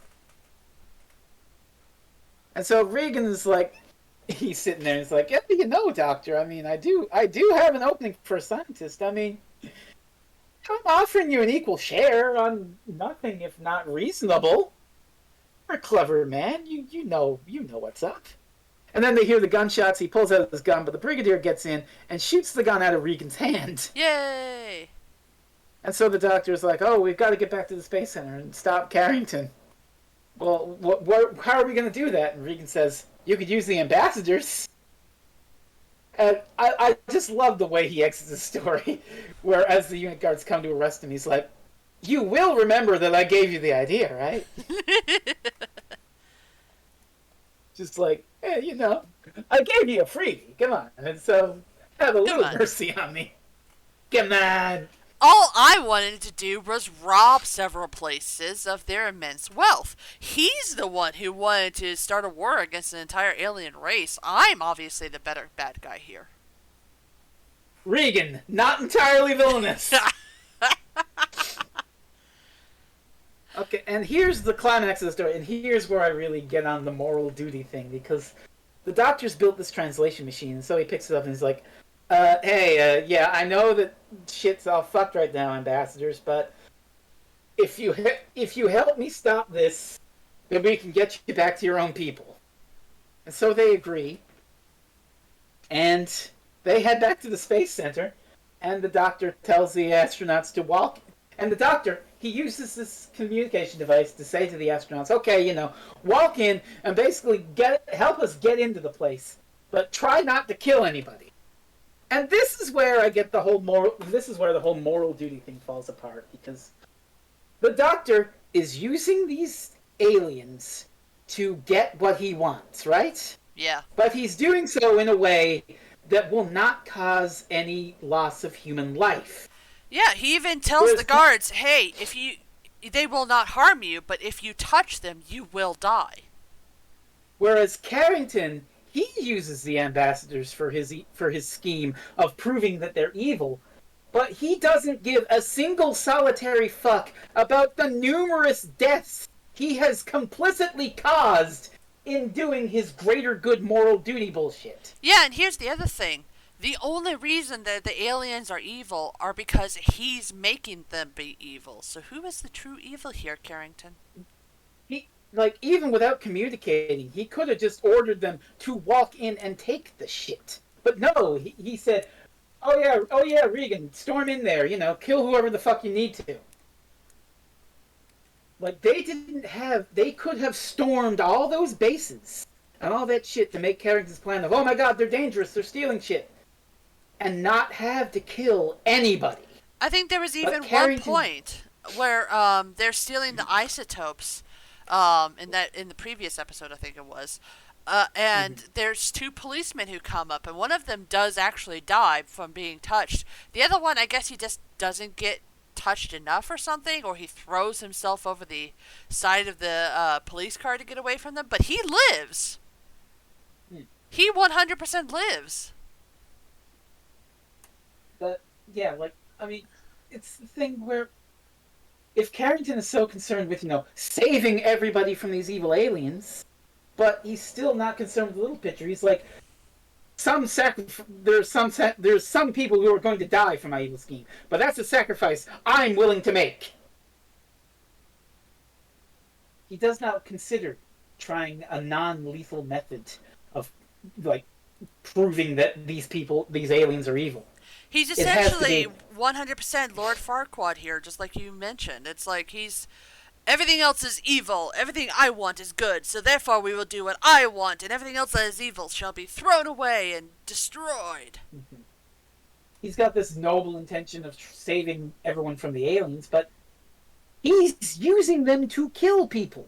He is being judge, jury, and executioner with his scheme of like, okay, order the aliens to kill people. That'll prove that they're evil.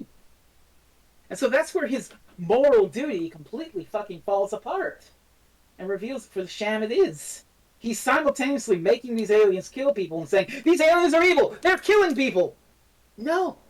You're killing people. You're causing the death of people, Carrington, to prove your stupid agenda. What is that saying? It's not the guns that kill people, it's the people using the guns that kill people? And that's exactly what Carrington is. It's not it's not these aliens that are killing people. It's the people using them. And when the Doctor uses them, he manages to break into space control without killing a single person. And he gets in there, and the Carrington is like, oh, the aliens are coming, I was right. And so Carrington is non-lethally put under arrest. And he comes to the Doctor and is like, you understand what I had to do, right? It was my moral duty, Doctor. Don't you understand? And the Doctor just says, yes, I understand. I don't know if he's pitying him or he's just saying what he wants to hear or he's being dismissive. I'm not sure how Pertwee delivers it. But that's the last we see of Carrington. His plan is foiled without a single person being killed on the Doctor's part, proving that these aliens aren't evil. It's just the xenophobic determination to prove that they were evil that made them kill. It was man all along. And so the Doctor talks to Cornish and it's like, we're gonna need to send up Recovery 7 again with these guys to trade for your astronauts that are back up there. But you can use pure M3 because these guys, they can take the G-force. Yeah. What about the people when they come back? Just saying. Something. The fuel up there will work. They'll be fine. They'll take the other capsule, I guess. Huh? Convenience. Mm. And so it's the end of the story. The Doctor's saying, "Oh well, I'm gonna go. Goodbye, everybody. Goodbye." And he goes to shake the hands of the ambassador. He's like, "Good," and he just waves. Yeah, good. Yeah. Goodbye. Have a safe trip. And that's the Ambassadors of Death. What did you think, Kat? Honestly, I enjoyed it. Quite obviously, I had my reservations, especially about Carrington and his stupid plan. Oh my god, dude, just go talk to Unit. But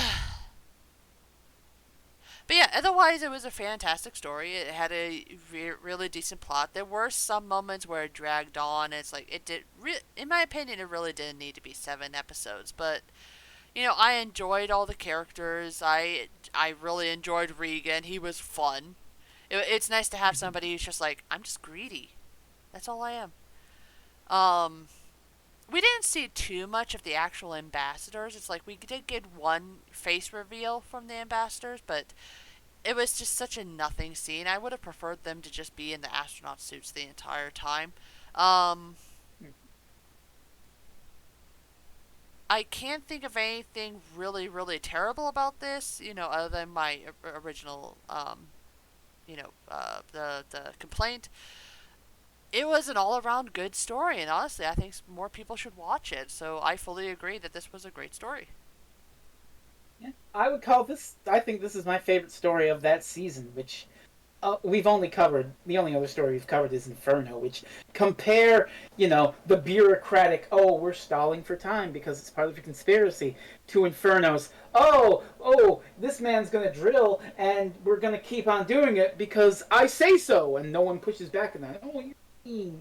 But I think it's a fantastic story. I don't have as much of a complaint about Carrington as you do. I really love the antagonist in the story. Both Carrington as this blinded xenophobic guy who's convinced that he's saving the world, but all he's doing is causing more harm, and Regan who's just a basic simple. He's calculating, he's cool, he's scheming, but he's also just like, man, I don't have any big ambitions about being a moral savior. I just want to rob banks and shit. And, you know, it makes space dangerous. I do agree that they probably should have shown the ambassadors. Just the shots of these space-suited guys just marching up with that eerie music, killing people, is really effective stuff. And I would honestly not be surprised if this was an influence on Moffat for The Impossible Astronaut, because it's kind of the same thing in a way. But I really, really enjoyed this serial. I think it's underrated. I don't know what it is on the poll, but it's definitely underrated because I know people prefer Inferno to this. Classic Doctor Who fans, and in my mind, they're, wrong. But I had to ask, even if he wasn't able to join us, Rainiac, what did you think of the Ambassadors of Death? Well, Frezno, since you asked so nicely, I rather enjoyed this one too. The guys have gone over some really good points, so I don't want to repeat too much of what they've said. But I think in particular the villains of this one are a real strong point. Carrington, even though he's the main antagonist, he does have motivation for being as he is. I think he's the weakest of them. Regan's great. Regan is just an asshole. Regan doesn't care about world domination. He just wants to use these aliens to rob some banks. I think that's refreshing. I think that's really, really funny. The mustache man, the sergeant, I think he's called. It's really fascinating to me and Buck Wild that he has the Brigadier at gunpoint at the end of part 1 and could kill him right there and then he doesn't. And it's just a shame that they don't do anything with the sergeant. He just disappears after he's freed by one of his fellow conspirators. And then he's never heard from again. He's never mentioned again. They never say, oh, we picked him up, in Suffolk or whatever, or we found his body with a bunch of the other corpses. No, he's just never mentioned again. I also like the fact that Cornish is not a villain. Cornish really does care for his astronauts, and they really do a good job in making that clear throughout the story. It would have been so easy to have him be part of the conspiracy as well. And there are some absolutely crazy moments in this. The bomb exploding and killing the doctor, not the doctor, but Dr. Tartalian, I think his name is. That's absolutely mad. That's buck wild. So is the way that they kill Paul Lennox with the isotope in his food. That's both crazy and horrifying. And the fight at the end of part 7, or halfway through part 7, lots of action in this one, and lots of good action. And I will be honest with you, the John Pertwee era is not my favourite era of Doctor Who. John Pertwee, I think, is a fantastic Doctor. I really like him as the Doctor. It's just that some of the stories he's in are not the best. They don't really stand up to modern day scrutiny all that well, some of them, because of certain problematic elements that are just of their time and only of their time. And the series this came from, Pertwee's first, I can't remember the number off the top of my head. I've now seen 3 of those 4 serials. Inferno was hyped up by the fandom to all hell and back, and honestly isn't that great, and has the whole fascistic element that really, really annoyed Frezno. I can see why. Spearhead from Space we haven't done on this show yet. It's fine. It's a bit by the numbers. It's okay to introduce John Pertwee, I guess, and also establish the threat of the Autons. Spoilers when we do Spearhead in Space.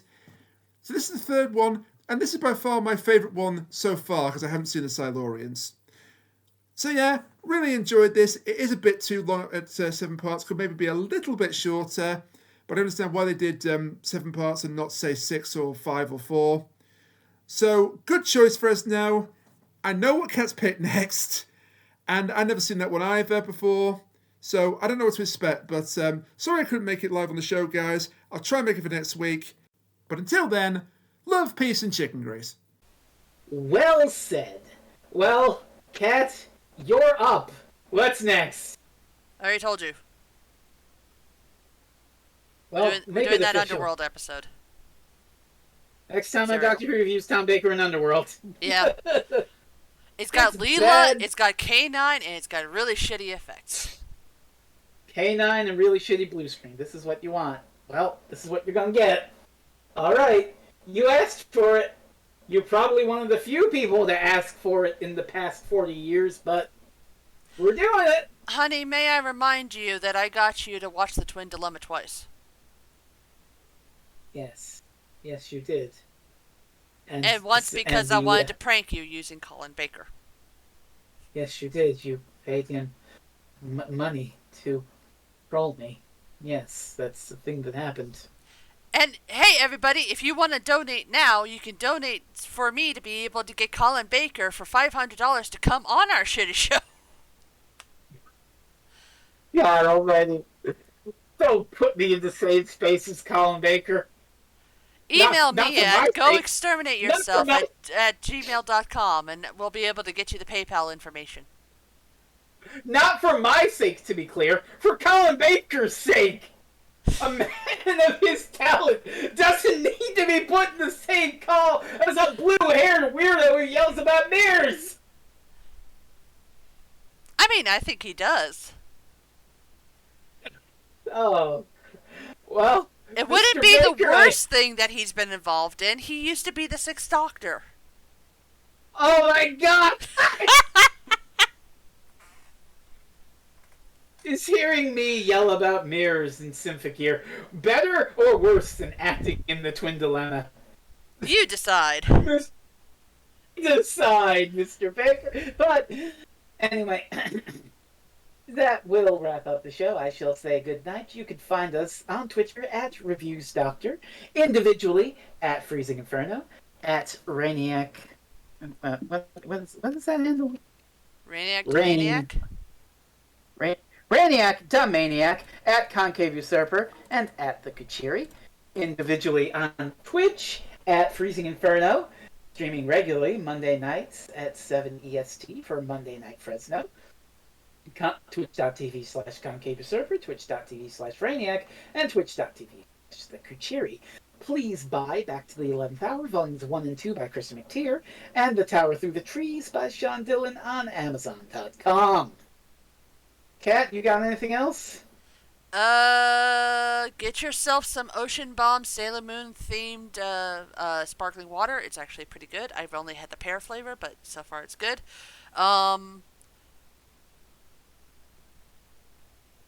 There was an update for Pokemon, so I'm going to go do that probably. And that's all I've got. Pokemon Sleep confirmed. What is Pokemon Sleep? I was joking about it in our chat because Rainiac was like hyped about this. Oh, there's a new Pokemon Presents coming out. Maybe they'll give some info on the Scarlet and Violet DLC. And I was like shit posting. Oh yeah, they'll confirm Pokemon Sleep. And then they did it. What is Pokemon Sleep? It's this shit where you put your phone next to you when you go to sleep, and somehow it charts how well you slept. And based on how you slept and how well you slept, you, catch Pokemon? I guess? I usually keep my phone next to me anyway, so I'm going to go download that. Anyway, look forward to the Pokemon Sleep speed run, where speedrunners take as much NyQuil as you can without dying. But with that morbid joke, that's all we've got. So thank you for listening to this podcast on the Ambassadors of Death. Thank you for listening, and hopefully we'll see you next time for Tom Baker in Underworld. Yay! Until then, everybody, bye for now. Bye.